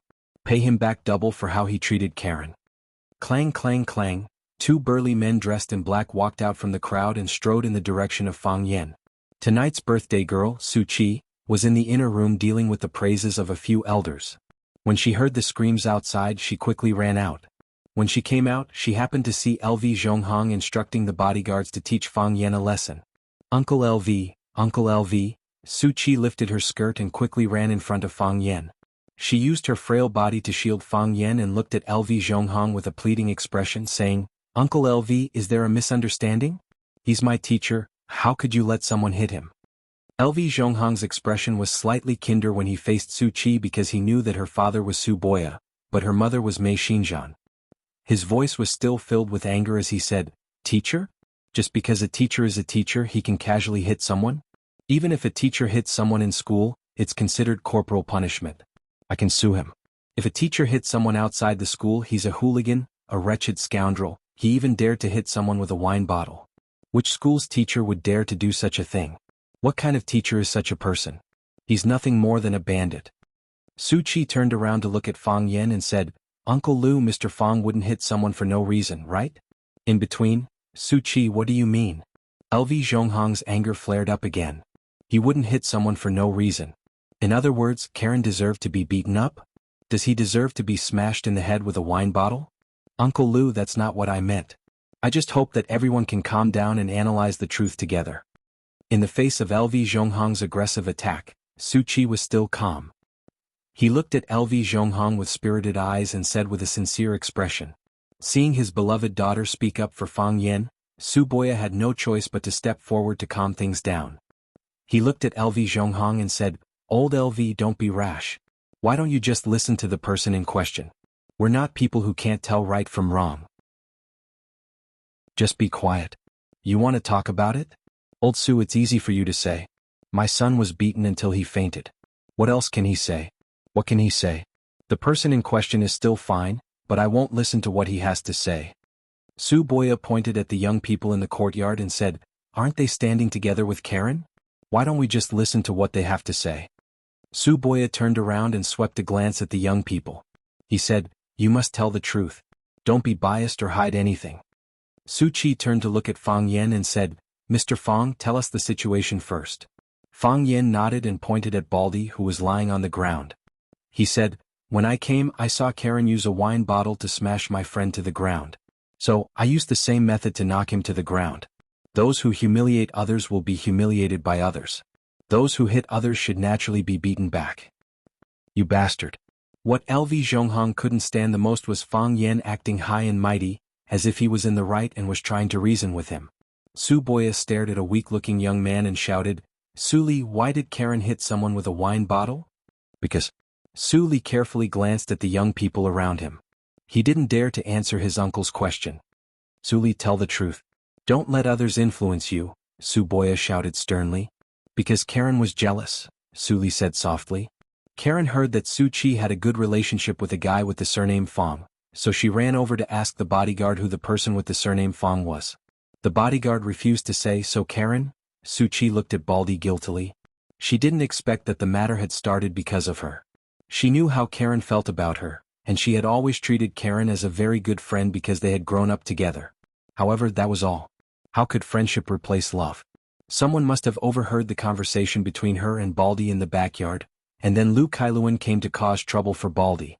Lu Kailuan knocked Baldy down with a wine bottle, and teacher Fang Yen knocked Lu Kailuan down with a wine bottle. So Karen used a wine bottle to smash someone's head in a fit of rage? Su Boya asked coldly. Yes. Su Boya turned to look at LV Zhonghong and said, Old Lu, look at your good son. Children can't be spoiled. Karen was the one who attacked first, so she was in the wrong first. Old Su, are you kidding me? It was my son who was injured. How can the life of a small security guard be compared to my son's life? Su Boya frowned slightly and said, Old Su, what you said is very wrong. Just now Mr. Fang said that all living beings are equal. Whether it was Karen or the injured security guard, they were raised by their parents. Compared to their parents and relatives, they were all living beings. In your eyes, Karen's life is naturally the most important. In the hearts of his parents and children, that little security guard's life is above everything else. It's all life, so how can there be a difference in status? Old Su, who are you speaking for? LV Zhonghong was rather dissatisfied with Su Boya's attitude. I'm not helping anyone. I'm reasoning with you, Su Boya said. Old Lu, we've known each other for many years. You should know my character. I think you were too rash in this matter. This matter is clearly Karen's fault. If you let someone beat up Mr. Fang, that would be adding to your mistake. Then my son was beaten up for nothing? Su Boya pointed at Baldy, who was in Wang Chang's arms, and said, What about him? What did he do wrong? He was beaten up by Karen to this state? At the end of the day, this matter is Karen's fault. Zhonghong, you are Karen's elder. You should stand up and take responsibility for this matter for Karen. Don't let others laugh at us for not being broad-minded, and even more so, don't let others insult us for using our power to bully others. Fang Yen stared at Su Boya with a burning gaze. At this moment he had a whole new level of respect for this man. To be able to choose justice in the face of friendship and justice, how rare was such a person? What a joke. My son was beaten up. As his father, not only did I not get justice for him, but I also have to apologize to the person who beat him up? LV Zhonghong clearly found it hard to accept Su Boya's solution. He stared fiercely at Fang Yan and said, "Why don't I let someone beat him up first before apologizing to him?" LV Zhonghong, Su Boya is doing this for your own good. The enchanting and sexy Mei Xinjian stood beside LV Zhonghong and said, "You don't even know who he is? And you want to beat him up? If you can even touch a finger of his tonight, I, Mei Xinjian, will write my name backwards. If you don't believe me, you can try." Hearing Mei Xinjian's threat, LV Zhonghong was slightly shocked. You don't even know who he is? Isn't he Su Qi's teacher? Could it be that he has a hidden identity? If you can even touch a finger of his, I, Mei Xinjian, will write my name backwards. In Mei Xinjian's eyes, I'm no match for this young man. LV Zhonghong and Su Boya Mei Xinjian had been husband and wife for many years. Although Mei Xinjian's style of speaking was sharp and direct, she never lied. Even she could not help but give him such an obvious reminder. Did that mean that he was indeed no match for that young man? LV Zhonghong's expression was gloomy. After hesitating for a long time, he sighed deeply and said, I didn't expect Karen to do such a thing. LV Zhonghong did not teach my son well. LV Zhonghong walked in front of Baldi and said to Wang Chang, quickly send him to the hospital for treatment. I'll bear all the expenses. I'll send my secretary with you to make some arrangements. When he wakes up, I'll visit him at the hospital and discuss the matter of compensation with him. What do you think of this? Wang Chang looked at Fang Yan. He could not make the decision for such a big matter. Fang Yan nodded. He looked at LV Zhonghong and said, Mr. LV, you're a role model for us. I'll agree on behalf of my friend. LV Zhonghong did not like Fang Yan, the culprit who injured his son. He had no interest in talking to him. After giving some instructions to the secretary beside him, the secretary, Wang Chang, and Li Jun carried Baldi outside to send him to the hospital for examination and treatment. After sending the patient away, LV Zhonghong turned and walked outside. Su Boya shouted, Old LV, Old LV. LV Zhonghong did not turn his head and said, Old Su, I'll come drink with you another day. Su Boya sighed softly. He glanced at his daughter, Su Qi, and said, Take good care of Mr. Fang. Good job, Dad. Su Qi gave her father a thumbs up. In her heart, her father was the most just and great man in the world. Silly girl. Su Boya shook his head with a bitter smile. He held his wife, Mei Xinjian's hand, and prepared to return to the house. Boring. It's really boring. A lazy voice came over. Everyone looked over and saw a handsome and flawless man walking toward the crowd under the moonlight. Countless people exclaimed in surprise. Chapter 646. He had a beautiful appearance and a pure and innocent personality. He had a sweet smile and beautiful eyes. There was a word used to describe this kind of man: gorgeous man. This was the most handsome man Fang Yan had ever seen except for himself. Even if he was a woman, he was definitely one in a million. This man was so beautiful that when he appeared bathed in the moonlight, both men and women were dazzled. The reaction of the young girls was even more direct. They could not help but scream out loud. It was as if they had welcomed their idol. Oh my God, it's Mei Xue. It's really Mei Xue. He's really handsome. I like him so much. I haven't seen him in a long time. I didn't expect him to appear at Chi-Chi's birthday party. Chi-Chi is so lucky. The most low-profile and high-profile of the four prodigies of Huaqing, Mei Xue. There were too many rumors about this man, so many that even if he did not appear in public all year round, news about him could continuously reach the ears of the public. For example, Mei Xue went to learn how to paint. His painting Spring Walk was sold at Sotheby's London auction for tens of millions. Mei Xue went to study how insects lay eggs. His thesis was praised by the world's entomologist, Fabre. Mei Xue went to study perfume. The perfume he created attracted the attention of countless socialites. To put it simply, this was a rich, talented, and willful guy. Hearing these rumors, Fang Yan felt that Mei Xue was like the protagonist of a web novel. He was omnipotent and capable of everything. There was a small group of people in this world who were so talented that they could overturn the entire world if they were not careful. Mei Xue ignored the shouts of the girls and walked straight to Su Boya and Mei Xinjian. He looked at Su Boya with a smile and said, Brother-in-law, I've troubled you again today. Su Boya looked at Mei Xue with a smile. It seemed that his brother-in-law liked this brother-in-law very much. He said, Xue, why are you here? I didn't hear that you would come. He paused and asked, What did you trouble me with this time? Mei Yingxue did not answer his question. He looked at Mei Xinjian and said, "You can ask my sister. You're a learned man. Don't waste your time and pollute your ears with such filthy things." Mei Xinjian looked at his brother Mei Yingxue dotingly and said with a charming smile, "You love your brother-in-law. You don't want him to waste time and dirty his ears. Aren't you afraid that your sister will waste time and dirty her ears?" Mei Yingshue's smile gave people a sense of elegance. She said, "Sister, you're a heroine of the business world. You're much better at killing enemies than my brother-in-law." "You sure know how to talk," Mei Xinjian said with a smile. "I've invited him for you, but I don't know if he'll give face to a weirdo like you." Mei Yingxue nodded and walked to Su Qi. She took out a jade pendant and hung it around Su Qi's neck. "Don't you like this? I'm giving it to you. Treat it well." The jade pendant was dark green in color and carved into the shape of a koi. Under the moonlight, the green carp was like a living creature, as if it could spit out air bubbles one after another when it opened its mouth. Su Qi's face was full of surprise. She carefully stroked the emerald koi on her chest and said, "I asked you for it before, but you didn't want to give it to me. Why are you giving it to me now? How old were you when you asked me for it?" "You were 8 or 9 years old. I didn't dare to give it to you. I don't care about its value, but I care about the meaning of its existence. I like it, so I want it to exist in good condition. Today is your birthday. I'm giving it to you. I hope you can understand that some things are broken. They can't be put back together.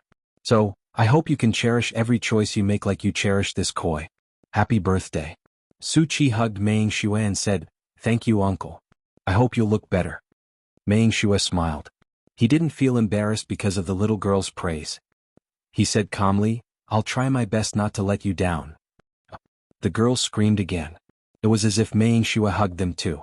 Mei Yingxue let go of Su Qi and said, "I want to talk to Mr. Fang." Su Qi nodded and smiled. "It took me a lot of effort to invite Mr. Fang to my birthday party. Don't make him angry."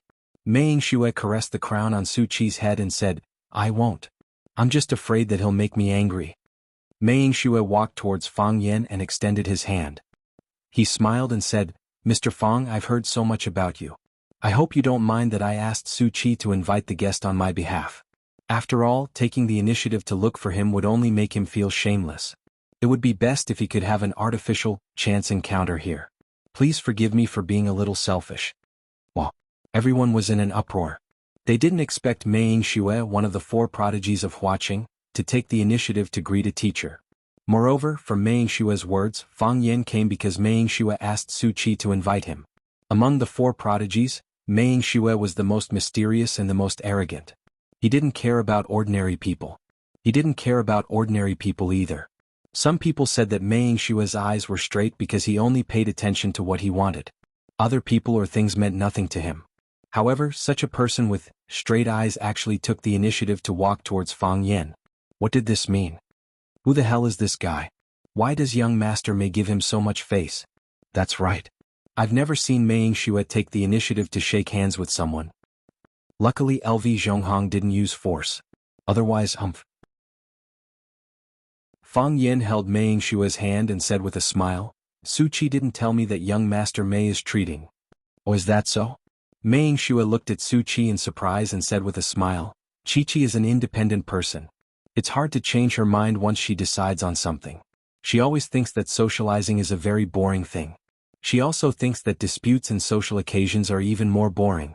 There's not much meaning in who bullied who and who was bullied by who. It's just something to chew on when some bored people drink tea and drink wine.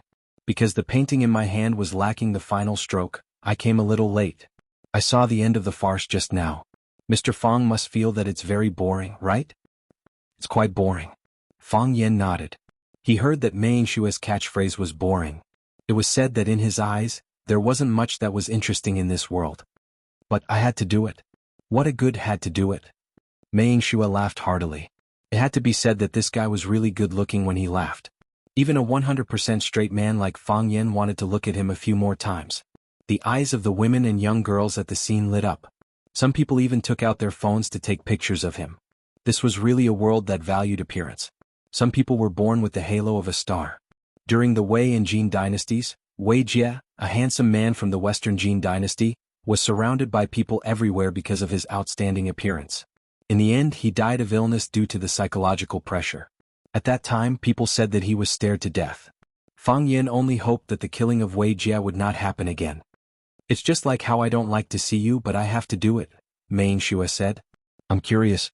Su Qi didn't mention the identity of the person who invited her. Why would Mr. Fang give her face? Originally I refused, Fang Yin said.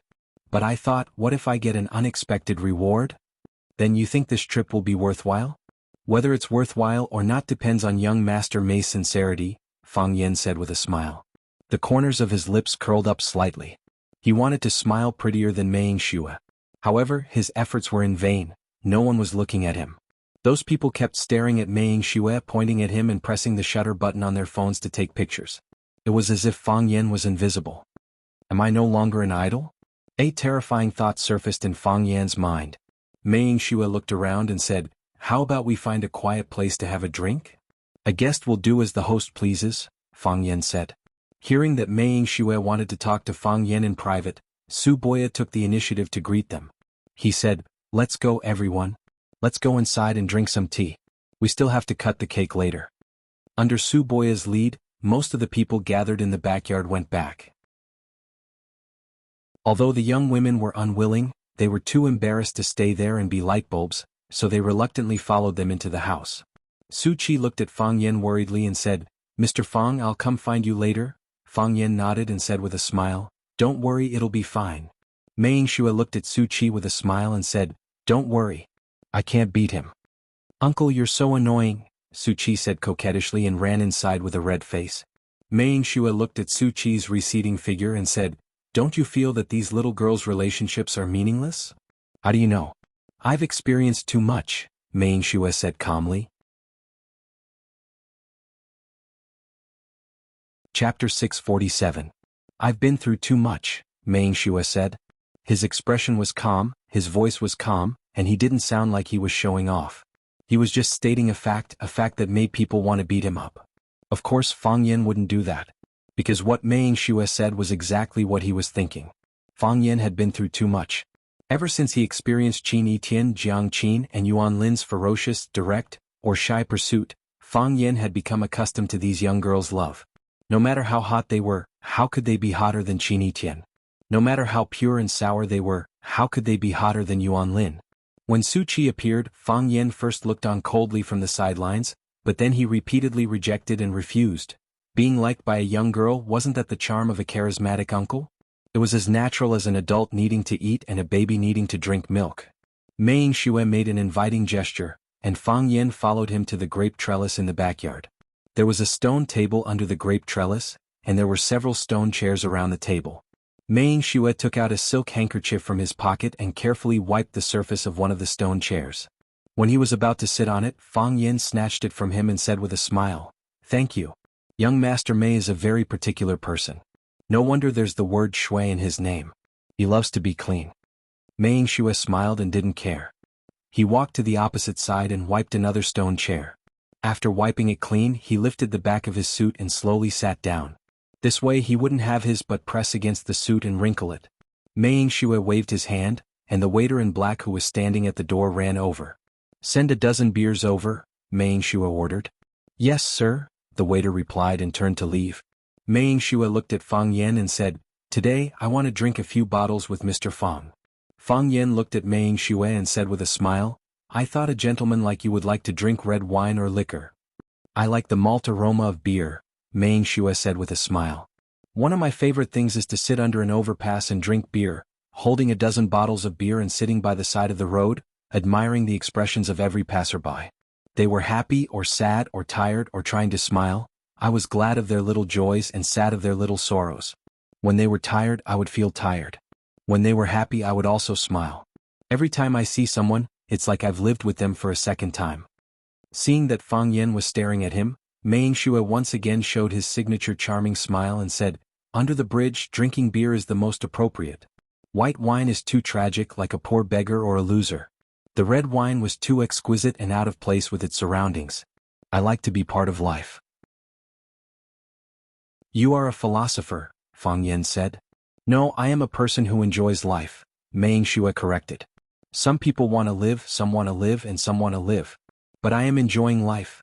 What is the most precious thing to a person? Naturally, it is their unique life. Some people use it to start a business, some use it to kill and burn, some use it to achieve great fame. I use it to enjoy everything that happens to me. When I see you, I also feel happy. Because there's a new person in my life, there's a new set of memories. Fang Yen squinted his eyes and smiled, saying, I was wrong. You are not a philosopher, you are a literary youth. Success or failure is up to others to judge, Mei Xue said with an indifferent expression. There are always people who call me a monster. I think so too, Fang Yen said. There are also people who call me a bitch, but I have never explained anything to them. That's not objective, Mei Xue said. That's slander. The waiter brought the beer. Fang Yen and Mei Xue each grabbed a bottle and opened it. Mei Xue raised her glass and said, A toast to the bitch. A toast to the monster, Fang Yen said. The two beer bottles collided with each other, producing a clear and melodious sound. Mei Xue tilted her head back to drink. Fang Yen also tilted his head back to drink. Mei Xue drank elegantly, while Fang Yen drank unrestrainedly. The two of them finished a can of beer in one go, then looked at each other and laughed. Mei Xue looked at Fang Yen and said, There are too many idiots in this world. Don't you think it's boring? Idiots don't think they're idiots, Fang Yen said. We don't think we're idiots either. Are we also idiots? I don't know if we're idiots or not, but I will never agree to anyone who wants to take advantage of me. That's why I said you're not an idiot. Mei Xue sighed softly and said, The Mei family did something stupid. At that time, the Mei family wouldn't think of themselves as idiots, Fang Yen said. Who wouldn't want to take a bite of such a big piece of meat? If there's someone behind it, I don't think anyone would be able to resist the temptation. Mei Xue looked at Fang Yen and said, Qin Shuer is a member of the Mei family. Countless people are envious of other people's glory of starting from scratch, but they don't know that every single person who starts from scratch has the support of capital. Qin Shuer was originally an insignificant labor contractor in Mingzhu City, but my father took a liking to him and invested in him. That's how he got his current position as a real estate tyrant. Fang Yen nodded and said, Qin Shuer jumped out to help Jiang Zhulu overturn the case and wanted to buy a portion of Jiang Zhulio's shares in Longtu Group. If he didn't have someone powerful backing him, it wouldn't be realistic. The biggest characteristic of people who have been struggling at the bottom for many years is that they know their limits, they know how much they are worth, and they know whether their strength can support their ambitions. Fang Yen opened another can of beer for himself and drank a mouthful. He smiled and said, Huaqing isn't small, but after knowing who Fang Yen is, there aren't many who have the guts to stand up against me. Old Master Lan transferred his shares to Lanshan Valley. It's considered another form of compromise. The Lu family won't do it, and Lu Shu is also a beneficiary of the Jiang family's rise in power. The Ren family has some power, but they aren't arrogant enough to jump out and wrestle with the Lan and Lu families that are tied to them. After thinking about it, the Mei family can't run away, the Mei family doesn't show themselves, and the Mei family is also unusually low-key, almost never appearing in public. But how can there be a wolf that doesn't eat meat? I only found out about this later, Mei Xue said. I told Old Master Lan that this matter was too meaningless. Old Master Lan now agrees with my point of view. Fang Yen smiled and said, When you gave Su Qi the gift, you said something. Some things are broken, they can't be put back together again. Mei Xue smiled bitterly and said, Although it's the first time we met, your name is like thunder in my ears. Everyone who has interacted with you said that you're not a person who is easy to deal with. Now that you've interacted with me, you know that they're not telling the truth, right? What can I do to make you stop? Mei Xue asked in a low voice. Fang Yen stared at him with a burning gaze and said, Make me satisfied. Or rather, make me satisfied. We'll withdraw from the competition with Longtu Group, Fang Yen sneered and said, If you're not afraid of getting hurt, then you can continue to persist. But it's best if the Mei family takes action personally. These small fries won't even be enough for Lanshan Valley to warm up before it's over. And we won't meddle with the Jiang family's affairs anymore. Mei Xue said. I've roughly understood the reason why the Jiang family is stepping down. It's because of Qiang Long Tan's disappearance. I don't believe that Jiang Zhulu killed his own father. I think there must be some hidden reasons. The Mei family has a good relationship with the government and the media. If we want to create some trouble for you, it should be enough to give you a headache, right? Fang Yen nodded and said, Yes. We do have a headache. Plus, the Mei family's friendship. Mei Xue's charming eyes stared at Fang Yen without blinking and said, Is it enough for you to let the Qin father and son go? Fang Yan looked at Mei Yingxue and asked, "Do you have any friends?" "What?" Mei Yingxue was stunned. "I mean, do you have any good friends who can go through thick and thin with you?" Fang Yan asked again. Mei Yingxue thought for a moment and said, "No." "I do," Fang Yan said. "And I have quite a few. Aren't I luckier than others?" "Luckier than others?" Mei Yingxue said enviously. "Countless times luckier." "I believe in friendship," Fang Yan said. "But I don't believe in friendship that has been promised, because friendship cannot be promised." "So, you're going to refuse?" Mei Yingxue asked with a smile. She played with the beer can in her hand. "No, if I refused, after I guessed that it was your treat, I wouldn't have come," Fang Yan said. Mei Yingshua's body leaned back, and after thinking for a while she sighed softly and said, "To be honest, I really don't want you to name your price, because I know that you will definitely cut a vital part. But I also know that I have no choice but to let you name your price. For Grandpa to send me out to do this kind of thing is really boring." "So are you ready?" Fang Yan asked. "Tell me your price," Mei Yingxue said. "I hope it's within the range that we can accept. Otherwise, the Mei family won't hesitate to go to war with you. This is what my grandpa said, I'm just passing on his words." Fang Yan nodded and said, "Grandpa Mei has always been a respected elder. Since he said this, I have to give him face. My price isn't too high. How about half of Tiandu Real Estate's shares?" Chapter 648. "That's impossible." Mei Yingxue almost jumped up when she heard Fang Yan's unreasonable demands. Half of Tiandu Group's shares? How could he make such a harsh demand? He even said that Elder Mei was a respected elder and he had to give face to him. If he didn't give face to the elder, was he going to take the entire Tiandu real estate? If that was the case, the Mei family could only fight them to the end. The Mei family had been around for hundreds of years and was the oldest of the four big families in Huaqing. They had never been humiliated and extorted like this. Yes, Mei Yingxue knew very well that Fang Yan was extorting the Mei family now. Fang Yan laughed and looked at Mei Yingxue. "Don't get too worked up. This is a business meeting. If you don't think the conditions are right, you can tell me why." "Too high," Mei Yingxue said. "The Mei family owns a part of the Tiandu real estate. But if we take half of it according to your demands, whose Tiandu real estate will belong to? Why does the Mei family want to protect Qin Shuer? They want to protect Tiandu real estate.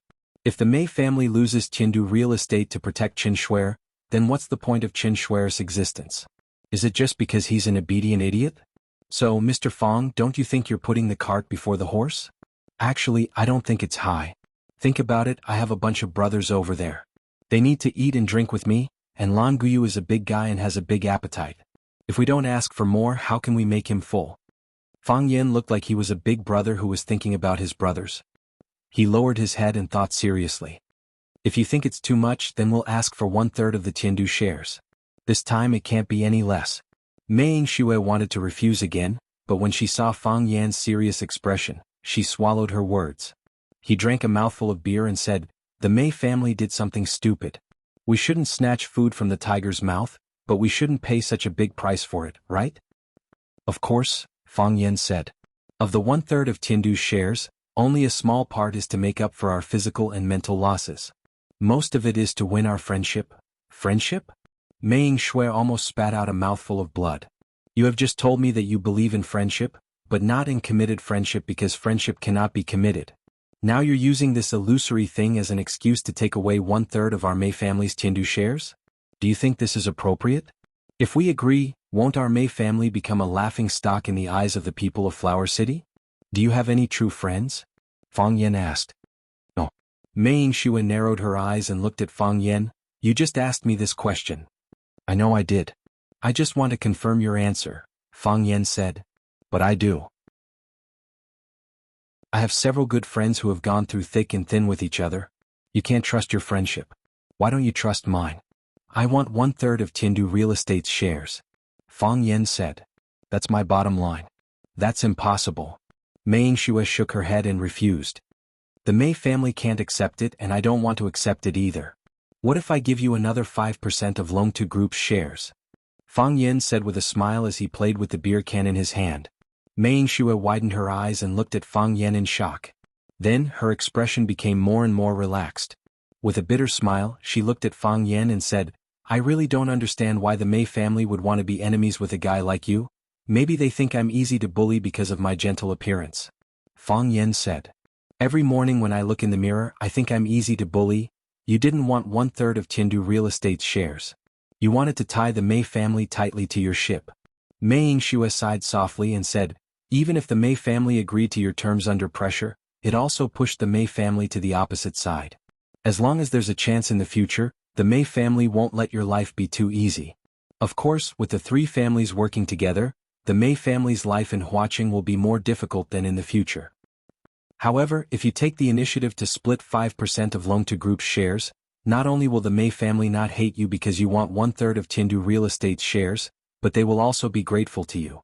Everyone knows that a complete Longtu Group, a Longtu Group that is completely under your control, will bring a lot of influence to the Mei family.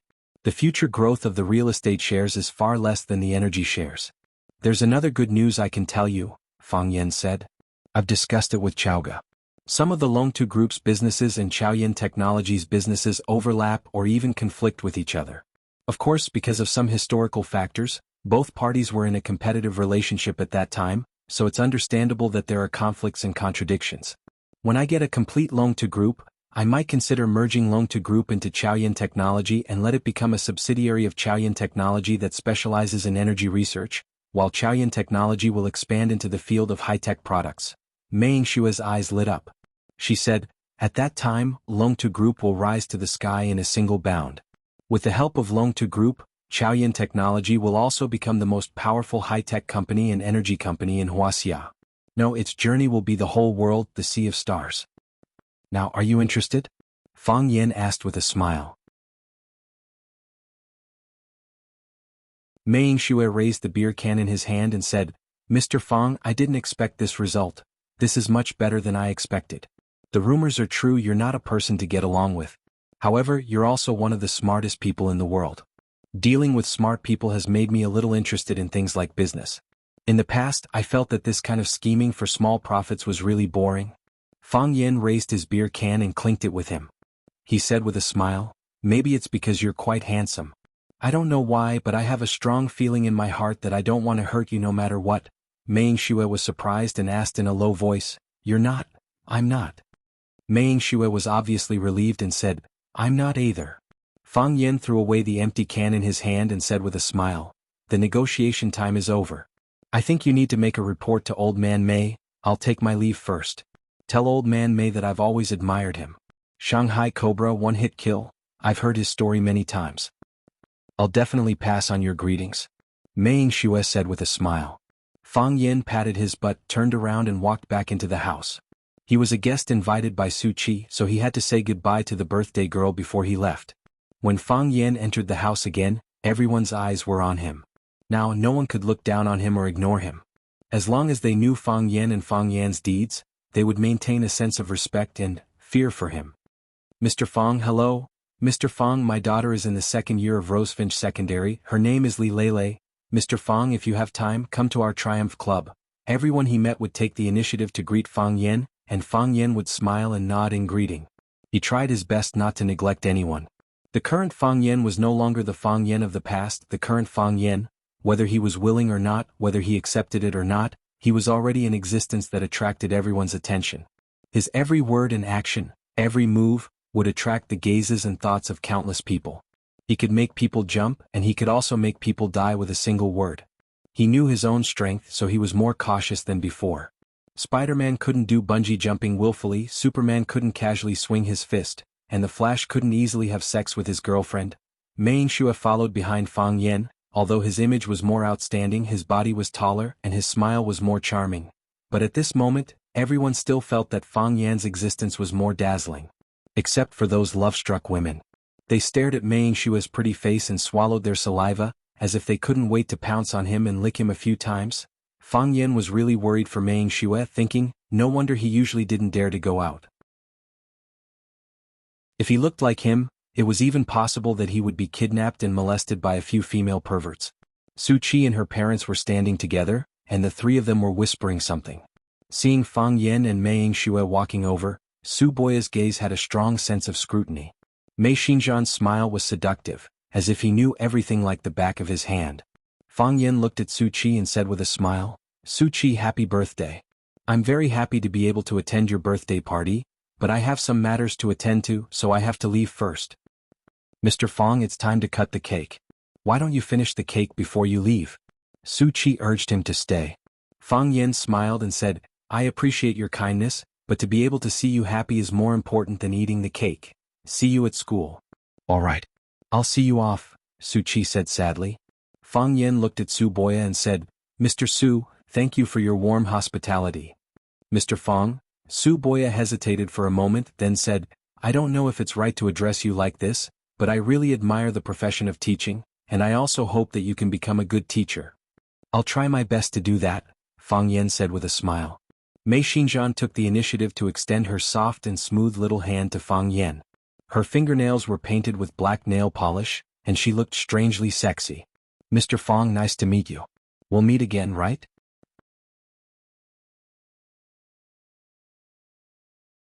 Chapter 649. We'll see each other again, won't we?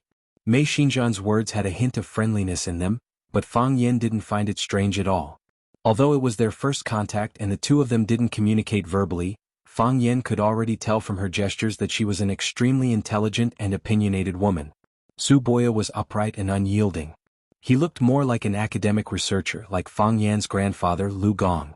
Fang Yen liked this kind of person, but he didn't think that they could become qualified businessmen. It was also because of such an enchanting and wise woman that Su Boya's career was able to flourish so much. Fang Yen reached out and shook Mei Xinjian's soft and smooth hand. He smiled and said, Yes, we will definitely meet again. Fang Yen waved goodbye to everyone. Su Qi glanced at her mother and said, Mom, I'm going to send Mr. Fang off. After saying that, she didn't wait for Mei Xinjian's agreement and ran out with Fang Yen. Sai, you haven't cut the cake, Su Boya shouted from behind. Mei Xinjian hugged her husband's arm and comforted him. It's okay, there's no rush. We can wait for her to come back. This child? Su Boya said dotingly and helplessly. Mei Xinjian looked at the smiling Mei Yingxue and asked, It's settled? It's settled.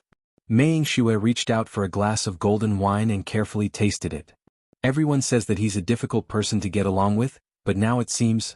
Mei Xinjian carefully observed her brother's facial expression and said, You two fell in love at first sight. The corners of Mei Yingxue's mouth curled up slightly. When she smiled, there was a charming arc. She said, That's the right word. We fell in love at first sight, he needed my position and I needed his friendship. We hit it off and had a pleasant conversation.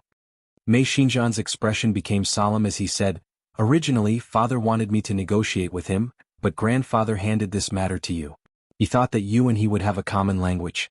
You have never interacted with him before, so how would grandfather know that you two would have a common language? Although I felt it was strange, since it was my grandfather's suggestion, I naturally had to respect his decision. The Mei family could take a step back, but they also had to maintain their dignity and interests. So, we have to discuss this matter properly and pay the smallest price to obtain his forgiveness. Mei Yingxue nodded. She looked at her shrewd sister and said, What price do you think I have to pay to get his forgiveness? Mei Xinjian reached out and pinched her brother's snow-white cheeks. She said, My dear brother, don't test me with such an idiotic question.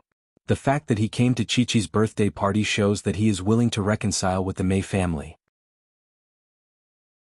As long as the Mei family is willing to give up on their plans for the Long-Tu group and is willing to compensate them for other things, I think he will not be willing to fight with a low-profile, mysterious, and extremely powerful family like the Mei family.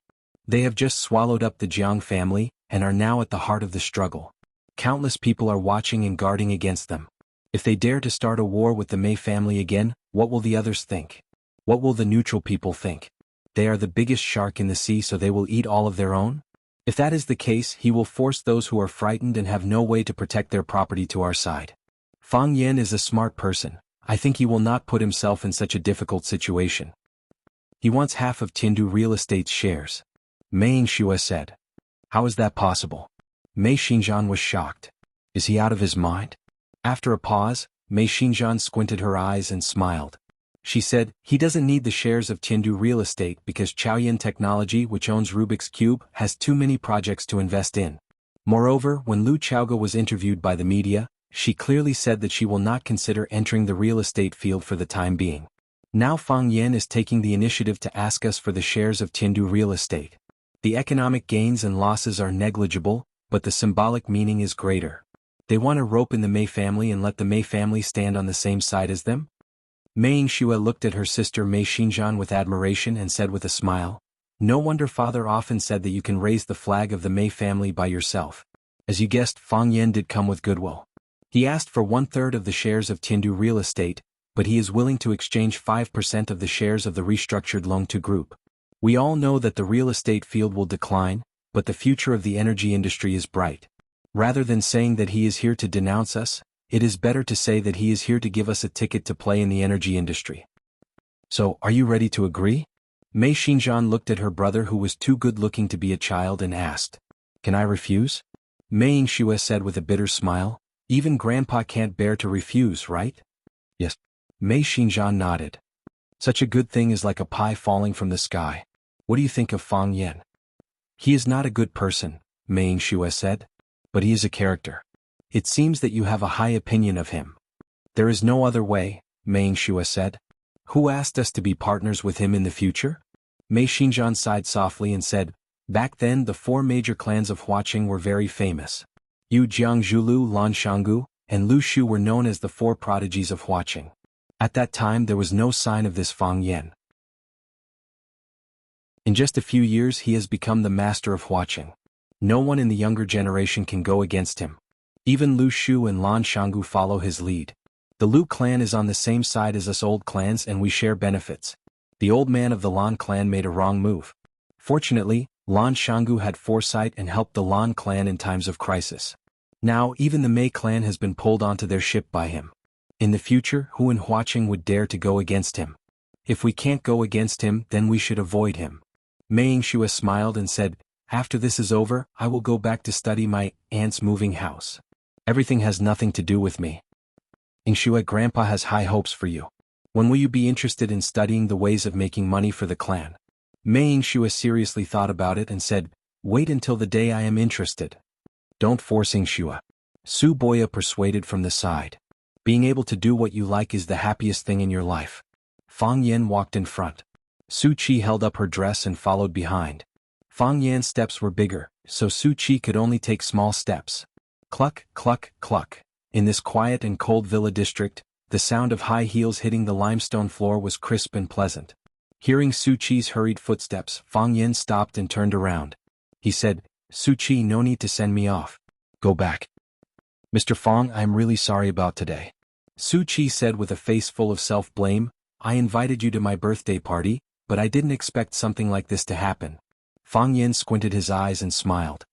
He said, "Su Qi, what does this have to do with you?" "But Lu Kailuan." Fang Yan smiled. He said, "In my eyes he is just an immature brat. Some young people are jealous of the girl they like and even fight with others. Many people did this when they were young. I have done it too. So let bygones be bygones. I won't take it to heart." "Mr. Fang." Su Qi wanted to say something but stopped. Fang Yan waved his hand and said, "Go back. Today is your birthday. You must be happy." "I will." Su Qi nodded seriously. Fang Yan opened the car door and got in. He started the car and left the villa district. Su Qi stood in the same place for a long time. She sighed deeply in her heart. This man was too far away from her. When Fang Yan arrived at Zhujiang Hospital near the villa, Lu Zhonghang, his wife, and a group of relatives were waiting at the door of the ward. Seeing Fang Yan walking towards the corridor, Lu Zhonghang's expression was a little awkward, but more than that he was afraid. After he left, someone had already sent him a message to tell him what happened. Most importantly, he had already found out who Fang Yan was through his own channels. Even the Jiang family, one of the 4 prodigies of Huaqing, was a monster that a small family like him could offend? Fang Yan walked closer step by step. It was already too late to turn around. If he pretended not to see, it would show that he didn't understand etiquette and might offend Fang Yan even more. Lu Zhonghang hesitated. When Fang Yan was about to pass in front of them, he quickly walked over and bowed 90 degrees to Fang Yan. He said respectfully, "Mr. Fang, you are the most serious and responsible teacher I have ever seen. Not only do you guide and regulate students' inappropriate behavior in school, but you also fulfill the responsibility of an outstanding teacher outside of school. You manage and teach bad students.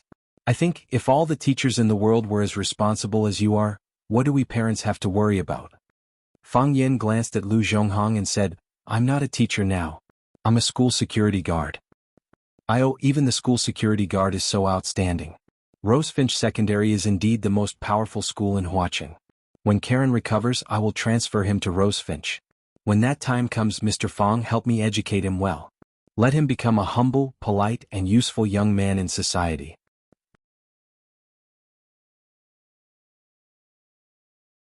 Chapter 650. When Fang Yen walked to the door of the ward, he saw that Baldy had already woken up. He leaned on the pillow at the head of the bed and told Wang Chong and Li Jun about his mental state when he was beaten. It's not that I'm boasting to you, but with my physique and strength, wouldn't subduing that brat be a piece of cake? Baldy gestured non-stop with his hands, looking like a peerless expert. You two must have questions to ask. Since I'm so powerful, why didn't I fight back when I was attacked? Even if I didn't fight back, I could have easily dodged his attack, right? To tell you the truth, I deliberately wanted to test the power of the bottle with my head. Are you out of your mind? Wang Chong said bluntly. Slap. Baldy slapped Wang Chong's head and angrily scolded, Brat, you're the one who's out of your mind? What do you know? Baldy pointed to his head wrapped in gauze and said, Do you know why I'm called Baldy? Li Jun grinned and said, Who doesn't know that? Because you don't have hair on your head. Or is it because you shaved your legs that's why you're called Baldy? Correct. Baldy wanted to slap Li Jun, but Li Jun cleverly dodged. Baldy was very dissatisfied with Li Jun's reaction and said, Do you know why I don't have hair? Because I met a strange person when I was a child. He felt that my bones were clear and my aptitude was outstanding, so he secretly taught me a magical kung fu, Iron Head. It was because I was too engrossed in cultivation that I lost my hair. Did you eat lotus seeds when you were a child? Other children used their mouths to peel lotus seeds, but I used my head to hit it. My God, all the lotus seeds split in half. Isn't it more convenient to bite with your mouth? Isn't it strange to hit with your head? Wang Chong put forward his opinion. Baldy thought about it and was a little exasperated. He said, Didn't I say it before? I did it to practice. You're so powerful, how did you get knocked down by a bottle of wine? Wang Chong asked another question in his heart. How could I have been knocked down by a wine bottle? Didn't I drink too much? When the bottle hit me, I was dizzy from the alcohol, Baldy explained seriously. Didn't you see that I broke the bottle? I only saw the wine bottle break your head open, Wang Chong said. Baldy grabbed the pillow behind him and threw it at him. He scolded angrily, Bastard, how can you talk to your leader like this? Fang Yen was amused. He knocked on the door with his finger to remind them that he was here. He walked towards Baldy and said with a smile, Baldy, how do you feel? Are you all right? Nothing? What can happen to me? Baldy saw Fang Yen come in and said happily, Why are you here? Oh, I remember. You also went to Suki's birthday party. She told you that I was here, right? She waited for you the whole night and I couldn't bear to see her like that. Luckily you came. You know how to sympathize with others. Looks like you're completely sober.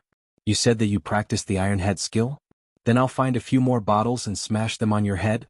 Let everyone see what level your Iron Head skill is at. No, Baldy quickly refused and said, I can only use it once a day.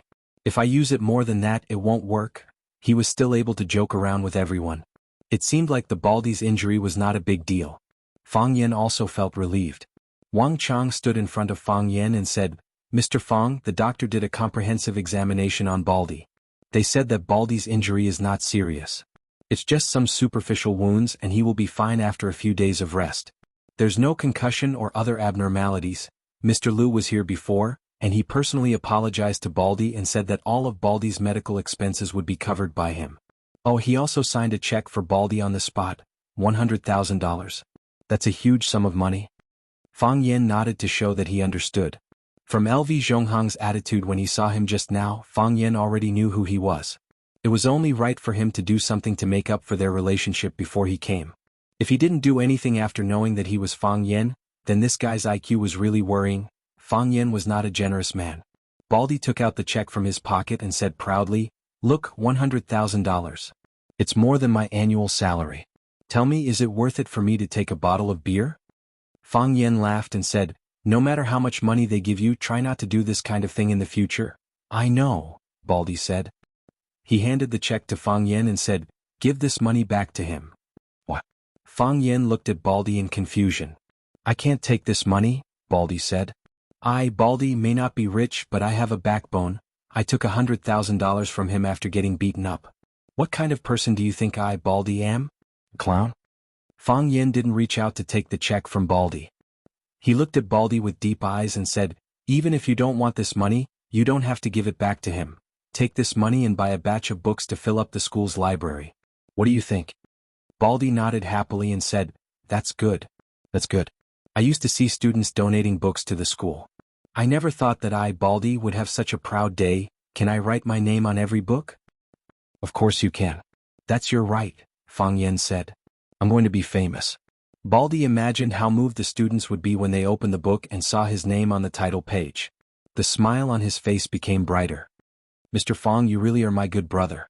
Fang Yin smiled and said, you're also my good brother. Baldy's face turned red. He stared at Fang Yin and said, I'm just saying. I know you're not the same kind of person as us. I never thought I could be your good brother. Fang Yin patted Baldy's shoulder and said, if you say so, then so be it.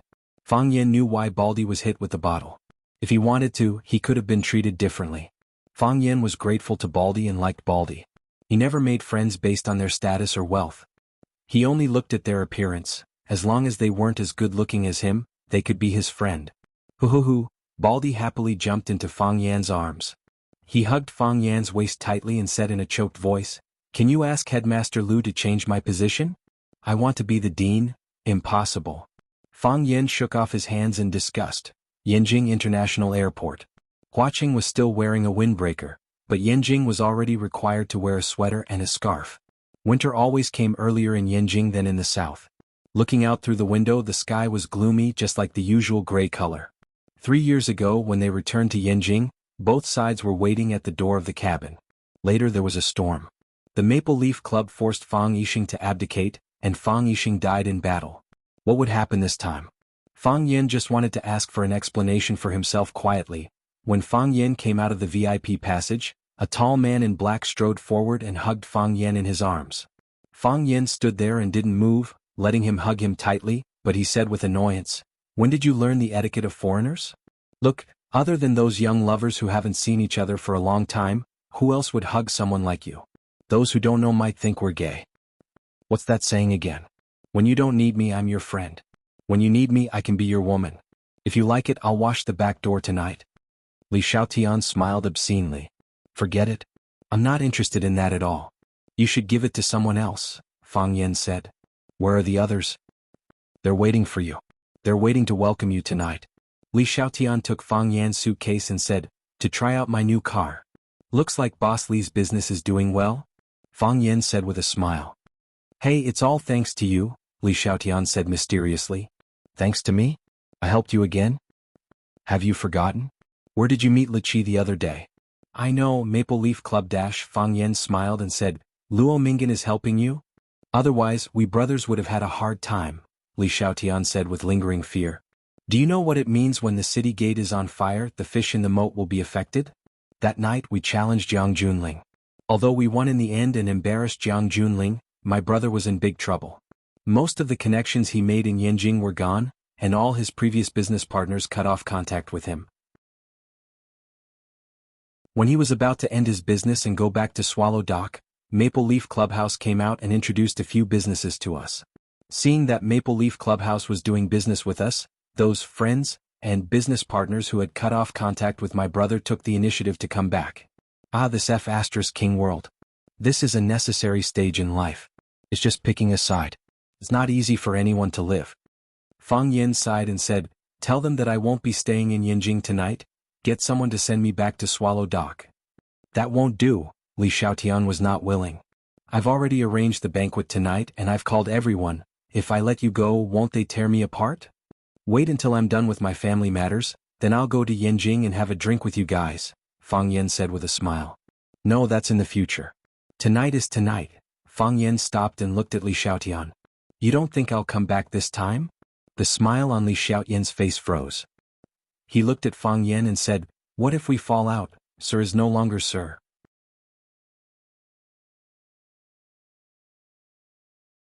Chapter 651. Mr. Fang was no longer Mr. Fang. Then what kind of person did he become? Of course Mr. Fang was still Mr. Fang. He was not a shapeshifter who could change into another person by touching someone's skin. But, was Mr. Fong still the same Mr. Fong? What was Mr. Fong like? He was low-key, self-restrained, impartial, strict with his family and protective of others. He loved every young man in Swallow Dock as his own child. Every spring festival, the children of Swallow Dock would visit Mr. Fong from door to door, and Mr. Fong would tell them their strengths and weaknesses as well as some encouraging words. He was a benevolent elder but also a harsh parent. He was the teacher of Swallow Dock. However, Mr. Fong's disciple, Bai Xiu, appeared in the camp to kill Fang Yen. Was Bai Xiu's position the same as Mr. Fong's? Was Bai Xiu's choice the same as Mr. Fong's? What Bai Xiu did, was it also what teacher wanted to do? Was Bai Xiu just a chess piece of Mr. Fong, a substitute that Mr. Fong placed outside? Li Xiaoyan's worries were not unnecessary, and so were the other brothers. If Fang Yen went back and fell out with Mr. Fong, and if Mr. Fong was no longer the Mr. Fong in their hearts, then what should Fang Yen do? What should the Fong family do? With Master's prestige in Swallow's Dock, there was no one who could contend against him. Mr. Fong only needed to say one word, and he didn't even need to do anything himself. Those who trusted him, those who protected him, and those who were related to the interests of Swallow Dock would rush to trample Fang Yen and the Fong family behind Fang Yen into mud. Fang Yixing died in battle, the old drunkard disappeared, and the Fong family was only supported by Fang Yen alone. Even his two uncles might not have the courage to stand up when the Fong family was in trouble. Even if they did, the families behind them would never stand up for them. What about the Yi family? Yi Ro was his little girlfriend, and the three tigers of the Yi family were like the sun at noon. Would they be willing to stand up for him? In that case, how much power could Fang Yen rely on? Li Xiaotian looked at Fang Yen with a face full of concern and said, "It's not that I don't want you to go back, I just think this matter needs to be carefully considered. We have to consider all the aspects of the matter thoroughly. What is the best and worst outcome? Can we accept it?" Fang Yen looked at Li Xiaotian and said with a smile, "It's me who can accept it, not you." Li Xiaoyan's expression changed greatly.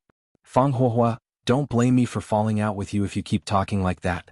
It's fine if you're always joking around with us. We know that you're naturally cheap, so no one will stoop to your level. You're still joking about this? What do you mean by, can I accept that it's not you? What does that mean? Do you dare to say this in front of them? Let's see if the big guy will swing his arm and whip you." What's wrong? Now that he had become the boss of a small place like Flower City, he wanted to cut ties with his brothers? "Don't worry, we have food and drinks in Yanjing. We won't go to Flower City to suck up to you." Fang Yen knew that Li Xiaotian and the others had good intentions, and it was precisely because of this that he needed to push them to a safe area. Fang Yen looked at Li Xiaotian and said, "How long have we known each other?" Li Xiaotian thought for a while and said with a straight face, "I don't know. We've known each other since we were kids. Yeah. When I met you, you were still naked.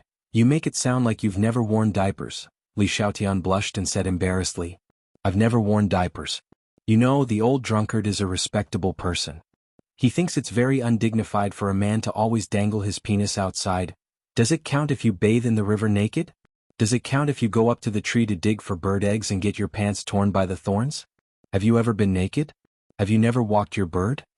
Fang Yen smiled and said, "Look, I've seen your bird and you've seen my naked butt. We're really honest with each other now. I understand what you guys are thinking and I appreciate your kindness. However, this is my problem and also my family's problem. Only I can bear the responsibility." Li Xiaotian looked at Fang Yen with a serious expression and said, "If something happened to me, if something happened to Yuan Qian, if something happened to Zidan and the others, would you pretend you didn't see it?" "Of course not." Fang Yen smiled and said, "Your problem is my problem. Then why are you pushing us brothers aside now that you're in trouble?" "Because it's dangerous," Fang Yen said with a serious expression. "Xiaotian, you said it yourself. What if Master is not Master? What if I don't get a fair treatment for my complaint? What if I fall out with Master? What if Master says that I'm Bai Xiu's murderer? Li Xiaotian, what will you do then?" "Whatever you do, I'll do," Li Xiaotian said firmly. "If you say run, we'll run. If you say do, we'll do. If the person who kills me is your father, your uncle, your brother, or your cousin, at that time will you do what I say?" "That's impossible. Why not?" Fang Yen looked at Li Xiaotian with a gentle smile. At this moment he was like a stubborn child who knew he was wrong but still refused to admit defeat. He said, "You know, this is very likely to happen. With Master's prestige in Swallow Fort, he can decide a person's life or death with a word." Li Xiaoyan's expression changed. His eyes turned a frightening red as if they were filled with blood. He said in a hoarse but firm voice, "I know you're wronged, I know you're the victim. If it's really as you said, if my father, uncle, brother, or cousin wants to kill you, then I'll stand in front of you and let them kill me first. If they want you to die, then they'll let me die first." Li Xiaotian. Fang Yin held back the tears that were about to come out of his eyes and shouted, "Don't you King understand human language? I've said it before, this has nothing to do with you. Fang Huohua, can you King speak human language? How did we swear when we formed the Flower Pretty Men's team? Brothers should eat meat and drink water, use scales to divide gold and silver, and share weal and woe together. When we're in trouble, you're willing to stand up for us. When you're in trouble, you want us to be cowards? Are you scolding us or yourself?" Li Xiaotian's emotions became even more intense. He looked like he would beat Fang Huohua up if he dared to refute. As he spoke, he forcefully threw the suitcase in his hand. The two brothers stared at each other, lightning flashing in their eyes. Neither of them would admit defeat. After a long time, Fang Yin sighed softly and said, "Now that you're ugly as the captain of Swallow Dock's Flower Pretty Men's team, I expel you from the team." Fang Huohua CKU. Li Xiaotian was really ready to hit someone this time. He rushed over and swung his fist at Fang Yan's face. Fang Yin turned around to avoid his attack. He ran over to pick up his suitcase from the ground, patted the dust off it and said, "Who did it offend that you're treating it like this?" Li Xiaotian's punch missed, and he had no interest in continuing the fight. He said, "Listen to me on this matter and I'll arrange your itinerary." Fang Yin pulled his suitcase up and said, "Originally, I wanted to borrow your car to go back to Swallow Dock. If you dare say that again, I'll get angry. I know you won't agree." Fang Yin looked at Li Xiaotian and said, "Then drive me back." "What about them?" Li Xiaotian asked. "There's no need to inform them," Fang Yin said. "You can make decisions for yourself, but you can't make decisions for others. Xiaotian, everyone has a family and it's not easy. If I could, I would never want to stand on the opposite side of Mr. But I have a reason to do that." "You don't have to do that. Just now you asked me if I know that the fish in the moat will suffer when the city is on fire. Now I'm asking you, do you know that? If something happens to you, you won't be the only one who will suffer." "You're overthinking," Li Xiaotian said. "You're overthinking," Fang Yan said. Li Xiaotian walked over and took the suitcase from Fang Yan's hands. "Let's go. The car is in the parking lot." Li Xiaotian drove a black Bentley with a bright white bee in the middle of the angel wings. Fang Yin opened the door and sat in the front passenger seat. He said with a smile, "It seems that Maple Leaf Club is very supportive of you brothers. This car is not bad." Li Xiaotian chuckled and threw the suitcase into the trunk. He opened the door of the driver's seat and sat in. "Do you know who the big boss behind Maple Leaf Club is?" "I don't know." Fang Yin shook his head with a serious expression. "Who is it?" "Pretend. Keep pretending." Li Xiaotian looked at him with disdain. "The big boss of Maple Leaf Club is the little princess of the Qin family, Qin Yitian. It was founded by Qin Yitian when she was still a minor. The three people in charge of the club were all hired by her. Although they are all famous ladies in Yanjing, they are still a long way from being compared to Qin Yitian. Also, if you dare to say that you don't know who Qin Yitian is, I'll break your nose with one punch." Fang Yin smiled bitterly and said, "What does this have to do with me? I heard that you two are close." "She is my student," Fang Yin said. "I am a knowledgeable teacher and she is a smart student, so our relationship is not bad." "Yes. So good that the smart student is going to take the bullet for the knowledgeable teacher?" Li Xiaotian said with a smile. Fang Yin looked at Li Xiaotian in surprise and asked in a low voice, "How did you know about this?" "Someone deliberately spread the news." Li Xiaotian's smile faded and he said, "Now many people in Yanjing are talking about this matter. Qin Yitian is facing great pressure, and some worse rumors." "What?" Fang Yin asked with an embarrassed expression. "Some people say she is a mistress." Crack. The black disc that Fang Yin was about to put into the car stereo was crushed by him.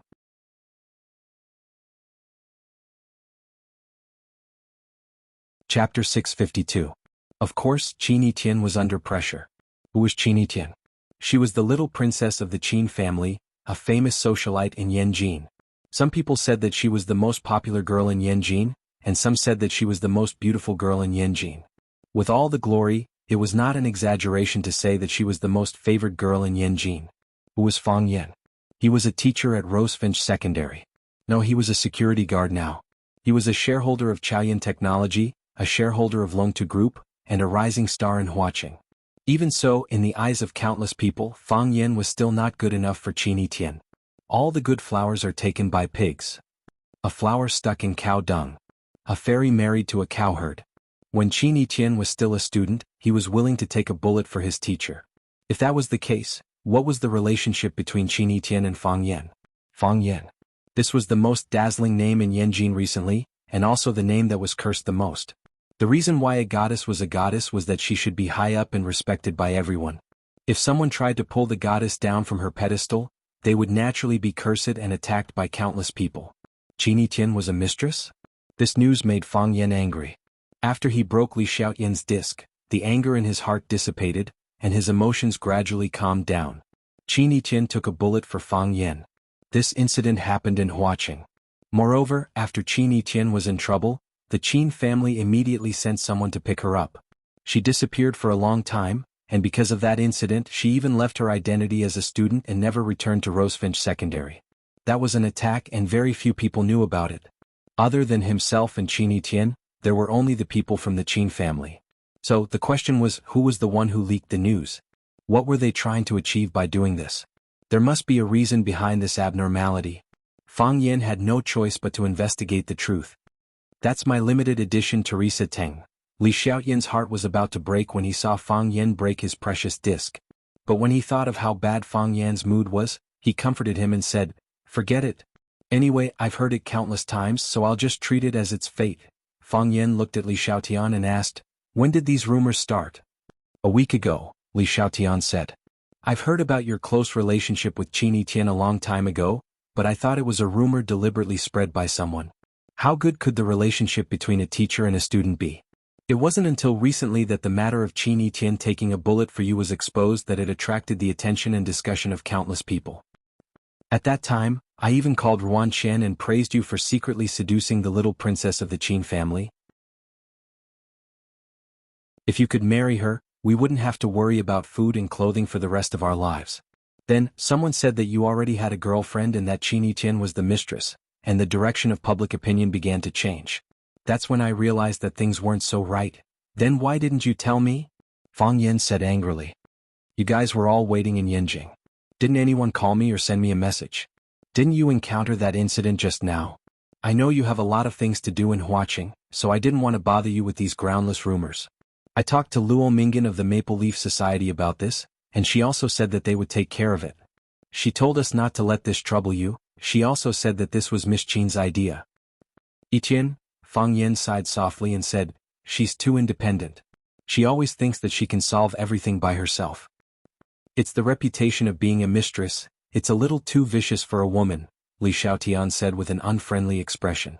"These people are really vicious. Miss Qin is smart, capable, talented, and very kind. Those who have interacted with her all think that she's a very easy girl to get along with. They can't attack Miss Qin's talent, so they can only attack Miss Qin's character. Lowly and despicable means." Fang Yan shook his head and said coldly, "They're not only attacking Etian, they're also attacking the Qin clan. Etian is the most eye-catching member of the Qin clan these past few years. If her reputation is damaged, the Qin clan will lose face as well." "That's strange. In Yanjing City, who would dare to pull the whiskers of the Qin family? I don't dare to say about other places, but Yanjing City is full of hidden dragons and crouching tigers. There are countless powerful people. It's normal for someone to stand up and give the Qin family a hard time." "You have a target in mind?" "I only have a few suspects." Fang Yan said, "No matter what their purpose is, it's still something that makes people unhappy. Put it aside for now. You have more important things to do now," Li Xiaotian said as he skillfully drove the car through the traffic. "There's no such thing as an impenetrable wall in the world. Those people will eventually jump out on their own." "That's the only thing we can do now," Fang Yan said. "If there's any news in Yanjing in the future, inform me immediately. Miss Qin told us not to bother you with this kind of thing, but you're telling us to inform her. Who are we listening to?" "Nonsense," Fang Yan said angrily. "Who's your brother? But our company is completely protected by the Maple Leaf Club. If I offend Miss Qin, don't you have any pride as a man? Relying on a woman to live off a woman, how could you do such a thing?"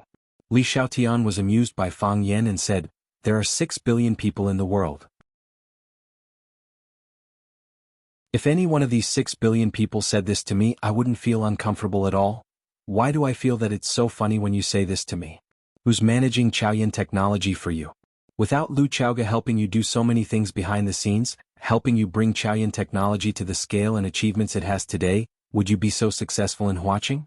Would Lanshan Valley and Lu Shu, the money-minded guys, be willing to cooperate with you? Would they be willing to listen to young Master Fang's orders and follow your lead? If there's a ranking, all the men in the world added together wouldn't be as happy as you are to live off a woman, right? You're definitely the king of living off a woman. I've also sacrificed a lot, Fang Yan said. Sacrificed what? My body? Li Xiaotian sneered. The 3 years that Chaoyan has developed the fastest were the 3 years when you were mourning at Swallow Dock. Li Xiaotian realized that he had touched on Fang Yan's taboo, so he quickly changed the topic and said, let's go back to Swallow Dock along the original route. It's okay. Fang Yan understood Li Xiaotian's intention and said, I don't know what happened, but when my sword pierced through Bai Xiu's body, the boulder I was carrying on my back suddenly collapsed, and the hatred in my heart also disappeared. I won't be unable to sleep at night anymore, and I won't be unable to eat without tasting food anymore. I've lived with hatred for too long, and now I've let go of the burden. Li Xiaotian sighed in relief and said, that's good. You don't know that you were a monster in the past. We had to be careful when we talked to you, afraid that we might step on one of your nerves again. Fang Yan smiled but did not say anything. Bai Xiu was dead, so would the hatred of his father's murder be over? Mister, what kind of attitude would you take? How are you going to explain the fact that your disciple is a murderer? The car drove out of the airport highway, and then went along the gravel road that Fang Yan often used to go back to the village. That was the only road from Swallow Dock to downtown Yanjin. Qinya of the army once stopped on this road and used his feet to step on the black soil in the rape fields. Fang Yixing used to fight with people on this road, and in the end, his blood stained the ground and became a handful of soil in Swallow Dock. There were also many people that Fang Yan knew and people that he didn't know. There were people that Fang Yan cared about, but there were even more people that he didn't care about. They either walked out to a new beginning, or walked back to the road back home. Looking at the scenery on the side of the road, he thought of countless things of the past. He thought of his father. He simply thought of him as a son. If he was still alive, if he knew that he was going home, would he pretend that he didn't mean to go to the door and look around? Would he have urged his mother again and again to call the little bastard and ask him where he had gone? Unfortunately, he was no longer here. They were separated by life and death and could never meet again. There was a twitching pain in his heart as if someone was trying to cut a small hole in it with a blunt knife. Li Xiaotian saw that Fang Yan's eyes were full of worry and his expression was gloomy. He wanted to say something to liven up the atmosphere, but when the words came to his mouth, he found that it was not appropriate to say anything at this time. Since he wanted to be his father, then let him think about it. Virum, the strong roar of the engine came. Li Xiaotian looked at the rearview mirror and then grinned. Fang Yan's mind was finally pulled back. He glanced at the black Land Rover that was rushing over at lightning speed and said, the guy driving the car looks a little familiar. As soon as Fang Yan's voice fell, the Land Rover had rushed to the front, and was driving side by side with Li Xiaotian's Bentley. The road was not wide enough, so when the two cars ran side by side, they would run over the grass on the side of the road. The Land Rover's window opened and a familiar and friendly big chubby face appeared.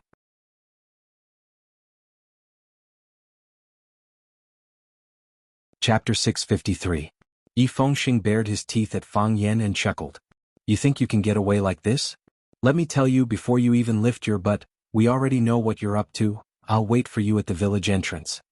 Yi Fengxing stepped hard on the accelerator, and the Land Rover overtook the Bentley to the front. Another black Mercedes-Benz followed, driving side by side with the Bentley again. The Mercedes window rolled down. Wang Kaishen pointed at Fang Yan with a look that said, I'll deal with you later. Then he yelled at Li Xiaotian, Grandson, our brothers trusted you and sent you to fetch Fang Yan, but you didn't even say a word and ran away with your men. Has your conscience been eaten by a dog? Li Xiaotian explained with an obsequious smile. I don't have a choice, do I? You know Fang Yan's personality. He wanted to leave and I couldn't beat him. We tried to sneak away but we were still caught by you. Thankfully the master was smart enough to install a tracking device on your car, or else we'd have to wait like idiots. Li Xiaotian was shaking with anger. If he wasn't busy driving he would have jumped out to fight Wang Kaishen. He scolded, Wang Kaishen, you bastard, how dare you install a tracking device on my car? We'll fight one-on-one later. Fight one-on-one then? Why don't you prepare to fight all of us? We'll deal with you two later. Wang Kaixin cursed for a while before the Mercedes overtook them. Another Audi followed them. Qin Yanqing smiled gently. She looked at Fang Yan and said, "Your business is our business." Then it was Ruan Jing's Volkswagen Golf. He followed behind the Bentley, but he kept honking at the luxury cars in front to express his dissatisfaction. Li Xiaotian, Yi Fengxing, Wang Kaixin, Qin Yanqing, Ruan Jing, these were Fang Yan's childhood friends. Other than Zhu Ziden, who had been training at Mo Bay for years, all of Fang Yan's good friends from Beijing were here. They knew that it was dangerous and difficult, but they were still willing to face it together with Fang Yan. With such friends, what was there to be dissatisfied with? Li Xiaotian cursed. These bastards, do they have any respect for the law? How dare they install a tracking device on my car? Luckily I went to pick someone up. If I went to find a girl, they would know my whereabouts. You really didn't tell them? Fang Yan asked in disbelief. He didn't believe there was a tracking device. Li Xiaotian must have sent them a message when he was not paying attention. Why would I do such a thing? Li Xiaotian said. I was wondering how they managed to catch up with us so quickly. Fang Yan stared at Li Xiaotian with a burning gaze and reached out to touch his neck. What? Li Xiaotian reached out to block. Fang Yan grabbed his wrist, causing the arm that he was blocking to temporarily lose the ability to move. Then she reached under his collar and took out a small black bug. What's going on?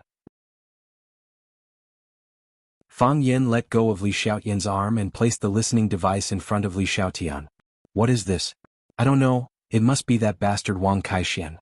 He took advantage of me being unguarded and put this thing under my collar. Seeing that Fang Yan was still staring at him mockingly, Li Xiaotian knew that he could not hide it anymore. He had to confess to Fang Yan and said, Actually, after we knew that you were coming back, we gathered for a small meeting. Everyone wanted to intercept you and at least keep calm before going to negotiate with Sir. We all think you're not calm enough right now. Or we could all pretend that it never happened, and that the gentleman wouldn't ask and we wouldn't say anything, we wouldn't lose anything anyway. Wasn't Bai Xiao that poser stabbed to death by your sword? And then? Then we think you'll definitely do what you've decided and we might not be able to stop you. Besides, we know that you don't want us to get involved. Look, we know you so well. Although you're usually quite annoying, you've never been careless when it comes to these things. So, they came up with this idea. They sent me here to pick someone up and install the bug on me. The bug is connected to the equipment on them so they can hear everything we say. If I can stop you, we'll all eat and drink tonight, and never mention anything about going back to negotiate with Sir. If we can't, we'll all go back with you to seek justice from Sir. Have you thought about the consequences? Fang Yan sighed softly. We've thought about it, Li Xiaotian said seriously. We've thought about it for a few days. Fang Yan, don't try to persuade us anymore. It'll be meaningless and seem distant. Fang Yan thought for a long time and said, I owe you this time. Damn, do we really need to talk about this between brothers? Zzzt, the bug in Fang Yan's hand made a noise. Li Xiaotian smiled and said, press that red dot, it can connect to my car's Bluetooth. You can hear what they're saying. As Fang Yan pressed the red dot, the simple-minded Yi Fengxing's voice was heard. Brothers, we need to keep our mouths shut, don't let Fang Yan know that we've already planned this. That's right, that's why. We need to beat Li Xiaotian up and we can't hold back, Wang Kaixin shouted. Wang Kaixin, Li Xiaotian gritted his teeth and shouted, I've already told Fang Yan everything, just wait for your deaths. The radio channel went silent.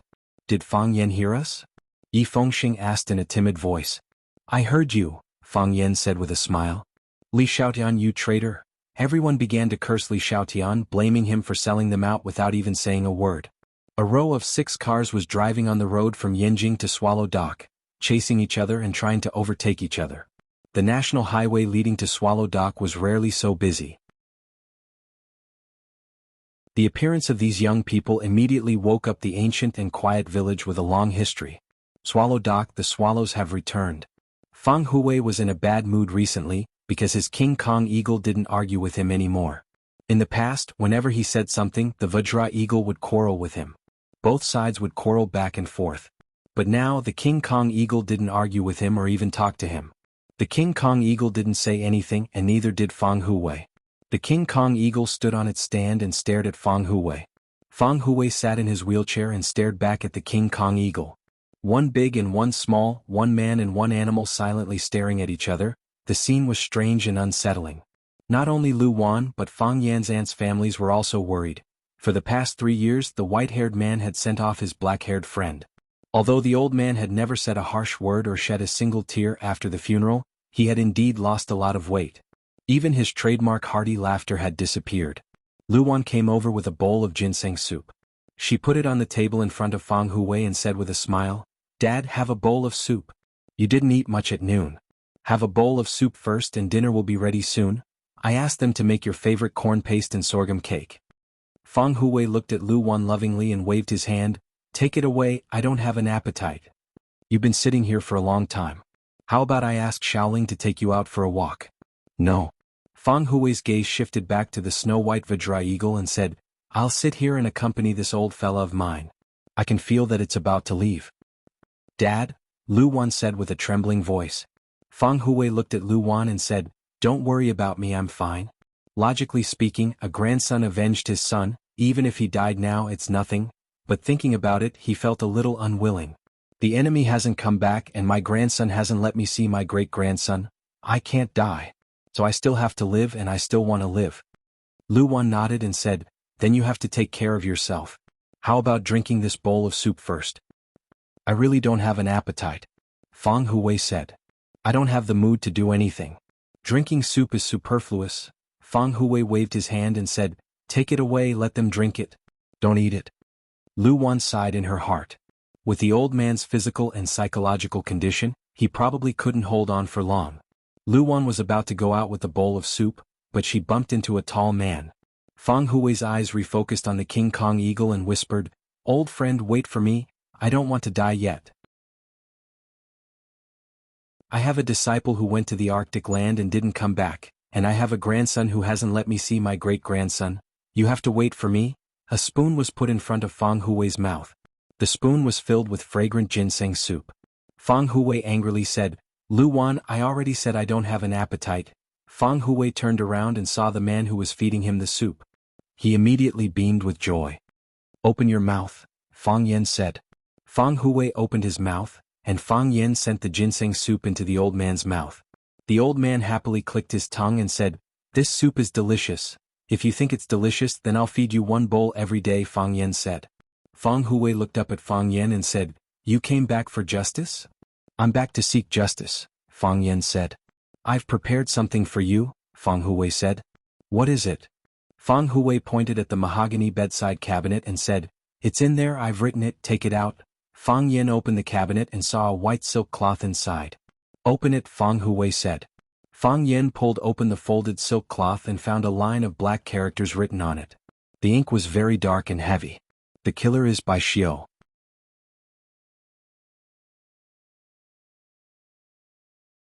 Chapter 654. Fang Yen raised the banner in his hand and asked, "Grandpa, what's this?" "Who killed your father?" Fang Huwei's eyes flickered as he stared at Fang Yen with a burning gaze. "Bai Xiao," Fang Yen said. "Who's Bai Xiao?" "He's Master's disciple," Fang Yen said. "Why did Master's disciple kill your father?" "I don't know. That's why we're going to ask Master about it," Fang Huwei said. "You have to have a good reason to be invincible. Otherwise, if Master investigates the cause of Bai Xiao's death, how are you going to answer?" "I see," Fang Yen said. "The older the wiser." Fang Huwei was worried that Fang Yen would be humiliated by Mr. Fang if he went to seek justice from Mr. Fang, so he had to make a scene first. What kind of scene? Of course, it was the scene of the victim avenging his father. "My father was killed by your disciple. I want an eye for an eye, I want justice." First he had to prove that Bai Xiao was the murderer, and then he could push Fang Yen down from the position of murderer, and let him stand on the side of justice. In that case, if Master wanted to use righteousness to pressure people, it wouldn't be so easy. "When are you going to go?" Fang Huwei asked. Fang Yen put down the banner, picked up the bowl of soup again and said, "After I feed you this bowl of soup, I'll have a good meal with my mother, and I'll go to the cemetery to visit my father. I also want to see Yiro. I haven't seen her for a long time, and I heard that she's in seclusion to make a breakthrough. I don't know how she's doing now, there are still many things to do, and that's not the most important thing." Fang Huwei looked at his grandson with relief and said, "You're not confused by anger, not blinded by hatred, and not tempted by benefits. You're a good boy. You're more promising than your grandfather and father." There was a promising child in the family, but Fang Yen scooped a spoonful of ginseng soup and waited for his grandfather to drink it. Then Fang Yen said in a deep voice, "Don't worry, Grandpa. The old drunkard would definitely come back. If he doesn't come back, I'll go to the land of extreme coldness to find him. Don't go. Fang Huwei shouted. Underestimating the enemy is his own personal choice. If he couldn't return home in glory, then he would be buried in the snow village. He had great faith in his heart, and also made a great aspiration. I won't stop him from going, but you definitely can't go. Don't you understand the nature of underestimating the enemy? If he found the ice dragon, then he would naturally come out from the land of extreme cold. If he doesn't find the ice dragon, even if you go, can you bring him back? Fang Yen was silent for a long time and said, I just want to see him to see if he's alive or dead. I miss him a lot. Fang Hui's eyes were watery and he had hot soup in his mouth, so his voice was a little muffled. He said, the stubbornness of the whole family. When Fang Yen came back, Lu Wan was the happiest one. She ordered the kitchen to prepare Fang Yan's favorite dishes such as double-cooked pork, big mess stew, braised pork knuckle, big head fish caught in shihizi with red and green chilies, and fei long dry stir-frying from the back of the mountain. All parents in the world hoped that their children had an iron stomach, so that they could eat all the food they prepared. Fang Yen wanted to visit his father. He had been away from Swallow Dock for a few months, and he hadn't seen his father for a few months. Lu Wan carried a small basket and held Fang Yan's hand, walking to the cemetery in the back of the mountain. Since Fang Yen grew up, Lu Wan had never held her son's hand no matter where she went, like when he was a child. Since Fang Yixing died in the battle, Lu Wan liked to hold her son's hand wherever she went. Subconsciously, he was the only support in her heart. As long as one was a villager of Swallow Dock, he could choose a tomb in the back of Swallow Dock. On the steep hillside, Fang Yen held Lu Wan's hand and climbed up carefully. Along the way, they passed by countless tombs of the villagers of Swallow Dock. There were long-lived elders who died of old age, and there were young and strong heroes who sacrificed their lives for the country and died in a foreign land. The old drunkard Mo Qingdi gave his tomb to the Qinya military department, and the Qinya military department won the respect of all the people of Swallow Dock. Therefore, the Qinya military department was the only foreign owner of this cemetery. The tombstone of the Qinya military department was clean, without weeds or thorns. There were fruit and wine glasses on the incense table in front of the tombstone. The people of Swallow Dock were hospitable. They would not neglect this foreigner. When they came to visit their relatives, they would always bring him a few fruits or a glass of wine. Fang Yen stopped in front of the tombstone of the Qinya military department and took out the incense paper money from the small basket carried by his mother. I don't know if the paper money in the human world will become real money in the underworld. If it can really be exchanged for the same value, you can send me a dream. I will burn a lot of money for you here and let you have a good life in the underworld. If you feel guilty, find a way to ask me about some lottery tickets or stocks that will rise to the upper limit. Good for you, good for me, and good for everyone. Fang Yan's expression was filled with sorrow as he recalled the style of the Thousand Leaves Division's wide robes, the great battle at the summit of One Sword Peak, and how he risked his life to save them when they were suddenly attacked by the armory. He bowed deeply to the tombstone of the Qinya military department and said, the great hero is for the country and the people. You have done it for your people. Your countrymen will definitely remember you in their hearts. Also, I want to discuss something with you. Next time you want to trick someone, can you trick someone else instead of me? Since you came to Swallow Dock and died in the battle, do you know how many Japanese men of sacrifice have come to make trouble for me? Lu Wan looked at Fang Yen worriedly.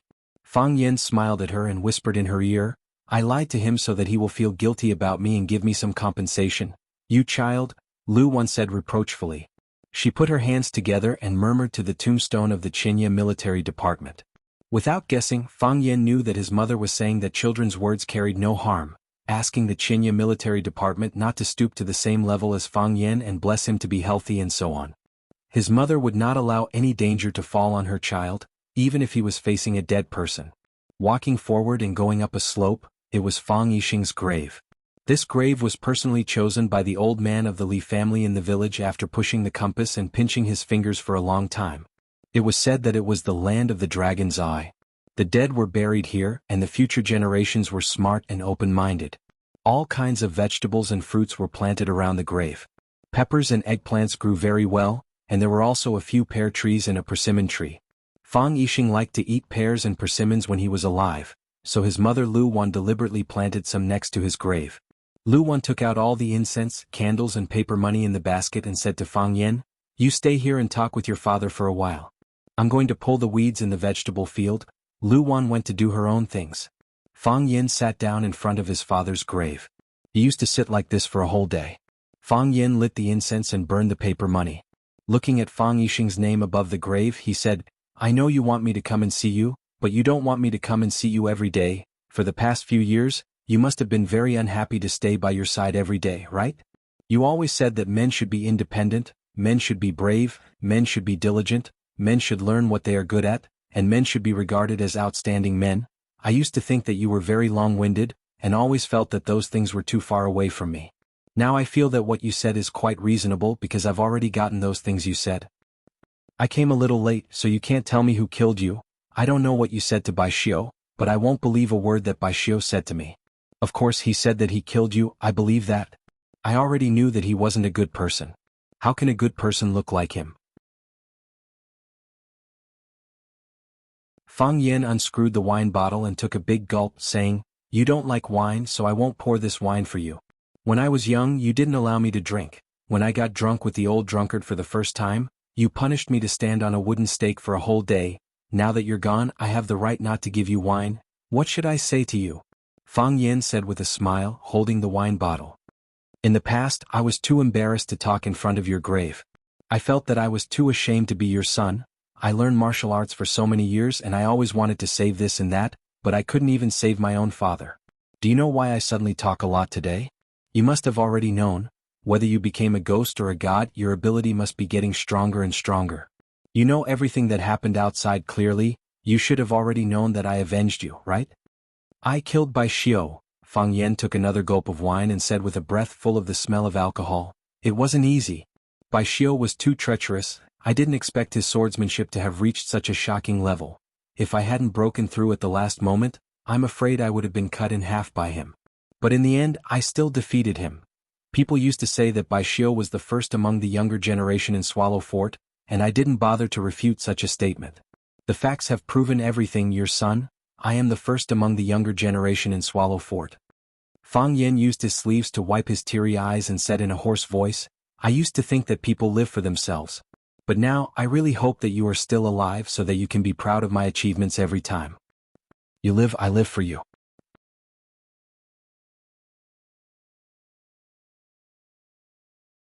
Chapter 655.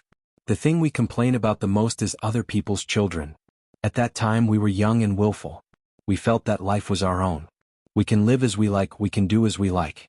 We wanted to squander our youth, we wanted to sing to the wine, we wanted to get tattoos of our personalities, we wanted to wear weird earrings in our ears, drinking, fighting, playing games and going to bars. If we didn't do all these things, how could we tell others that we were young once? Fang Yin was also one of the millions of children. What they didn't know was that after parents had children, their lives were extended to their children. They cheered for the first sound you made, and they cried when they heard you say something unclear like, "Alibaba," or "Mama." They cared about your studies and valued your growth. Every achievement you made, they were happier than you. Every skill you acquired, they were prouder than you. Children were the greatest wealth of their parents. They were eager to let the whole world know, however, what they thought was in conflict with what their parents wanted. Their children thought, "Why should I live for you? Why should I win honor for you? Why should I satisfy your so-called self-esteem? Why should I let you have face in front of your friends and neighbors?" However, did they ever think that their parents, who were willing to sacrifice their lives selflessly, would they really want anything from you in return? They just wanted you to live a better life, just a little better. That's all. At that time, Fang Yin didn't understand this truth. He hated Fang Yixing's rigidity and liked the old drunkard's flexibility more. He rejected Fang Yixing's scolding and punishment and liked his mother's earnest teaching more. He felt that his father was too selfish.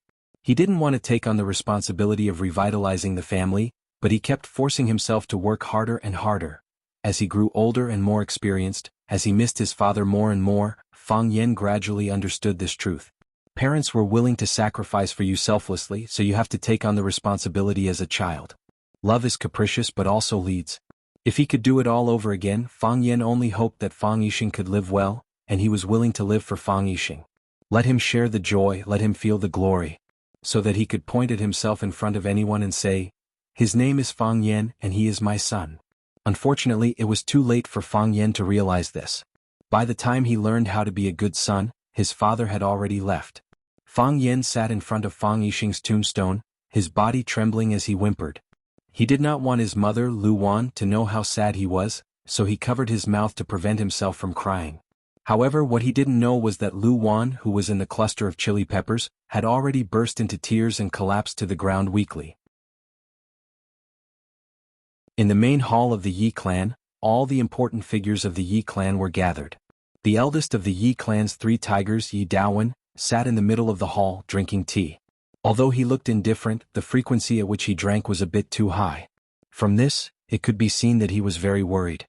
The 3rd tiger, Yi Daoling, who held a high position in the political world and was known as the Minister of Economic Concealment, sat next to his eldest brother.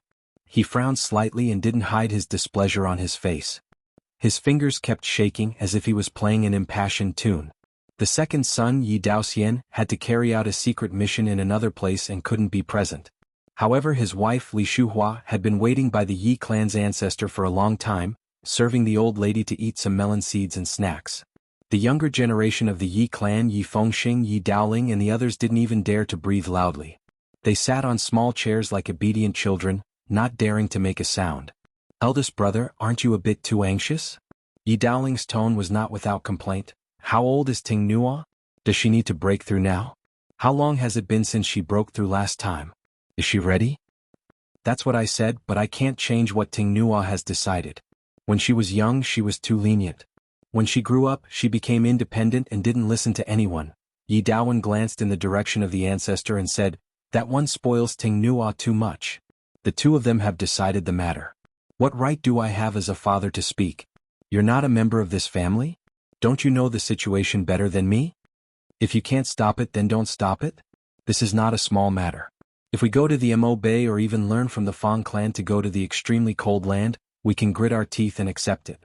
But to run to do such a dangerous thing, what were we doing when Ting Nua was so old? I remember that at that time I had just practiced the white tiger fist. When I saw my fist had the power of a fierce tiger coming down the mountain, I was so excited. I felt that I was a genius. After seeking the Tao, I continued to ask questions. At such a young age, I was forced to understand some principles. Now I want to covet the heavenly Tao. Is it so easy to reach the heavenly Tao? Practicing martial arts and seeking the Tao can't be rushed. What if the heavenly Tao backfires?" "Yi Daoling, shut your crow's mouth." The ancestor scolded Yi Daoling rudely in front of many juniors and said, "Do you have the steadiness of an elder? The child hasn't even come out yet, and you're already cursing her from the side?" Yi Daoling's face was full of grievance and said, "Ancestor, how am I cursing Ting Nua? Is there such an uncle? I just feel that Ting Nua is too anxious. You say, a girl, why does she practice martial arts so well? Even if she wants to practice martial arts well, it's fine. She can do it slowly. No one is competing with her. Besides, even if someone wants to participate, no one is her opponent, right? Who in the younger generation in Inner Jianghu can compete with her? It's us of the older generation. Anyway, I'm far inferior to Ting Nua. Even if Big Brother is much stronger than me, he's not as good as Ting Nua, right? You are now in the early stage of Tao seeking? Middle stage? Do you have the guts to go to the heavenly Tao? What about Fang Yan?" Being despised by his own younger brother, Yi Daoling said with an unhappy expression, "I heard that he broke through again in Huaqing. A few days ago the old master of Zhang family was still talking about the light of Tai Chi, saying that he is a rare Tai Chi genius. The people of Taoism also attach great importance to this matter. Didn't the old master of Qinji Temple go to the Fang family's old house to visit old master Fang? We don't know what they said, but at least it proves that Taoism attaches great importance to this matter, right?" "You mean Ting Nua wanted to force her way through because of the pressure from Fang Yan?" Yi Daoling asked with a surprised expression. "Ting Nua is not such a person." "Of course Ting Nua is not such a person," Yi Daoling said. He still had some understanding of his daughter. "Ting Nua won't compete with others. Then she still wants to force her way through? She just doesn't like others to be stronger than her," Yi Daoling said with some embarrassment. In her opinion, it's natural that she is stronger than others. If others are stronger than her, then she hasn't worked hard enough. Yi Daoling sighed softly and said, "I hope everything goes smoothly. I still feel that all of you are too careless." Yi Daoling said softly, "The Yi family is now like the sun at high noon. Father and I are developing in the political world, second brother is developing in the military, eldest sister and second sister are doing business, and third sister is doing her best as a university professor, echoing us in the academic world. These aren't our greatest trump cards. What's our greatest trump card? It's Yi Gentle. It's the possibility of our Yi family producing a heavenly Dao realm expert. Ting Nua's reputation is out there. Even the leader behind the red wall has mentioned her to me more than once. He even said that I should send his greetings to Ting Nua and get her to train well. If she has any difficulties, she can directly report it to him. Even the country places great importance on this matter. How can we treat it like child's play? If Ting Nua succeeds this time, it will naturally be a joyous occasion for us. Ting Nua will become the first expert of our Yi family to pry into the heavenly Dao in 100 years. Be it the political world or the pugilistic world, they will have to look at our Yi family in a different light. They will have to reposition their relationship with our Yi family. However, if Ting Nua fails, Yi Daoling was a politician, so he had to explain the interests involved to his elder brother. He wanted him to understand the importance of Yi Gentle to the Yi family. This time is different from the past. If you can't find the Dao, you can continue searching. If I can't get the truth out of asking, I can just ask again next time. If I can't get it the first time, I'll ask again. If I can't get it the second time, I'll ask again. Yi Daoling pointed to the sky and asked, "What is the heavens?" It's mysterious and unknown. It's endless. The heavens is sacred, majestic, and inviolable. If a mortal tries to pry into the true face of the heavens, they will suffer a backlash from the heavens and be punished. Some people will be punished with serious injuries or even death. Some people will never be able to recover from this, never having the heart to practice martial arts again. Elder brother, we might lose more than we gain. The patriarch was enraged as he grabbed a pear from the coffee table in front of him and smashed it at Yi Daoling's head. "Get out. Yi Daoling, get out," the patriarch said angrily. Yi Daoling didn't dare to dodge as he allowed the pear to hit his head. You're tuning in to the Han Li's Wuxia Adventures YouTube channel. We're so grateful for your support, and don't forget to subscribe to join us on this incredible journey through captivating stories. Your generosity through donations truly makes a world of difference, as it's the primary source of revenue that allows me to expand and enhance this channel for you. Thank you from the bottom of my heart for being a part of this adventure.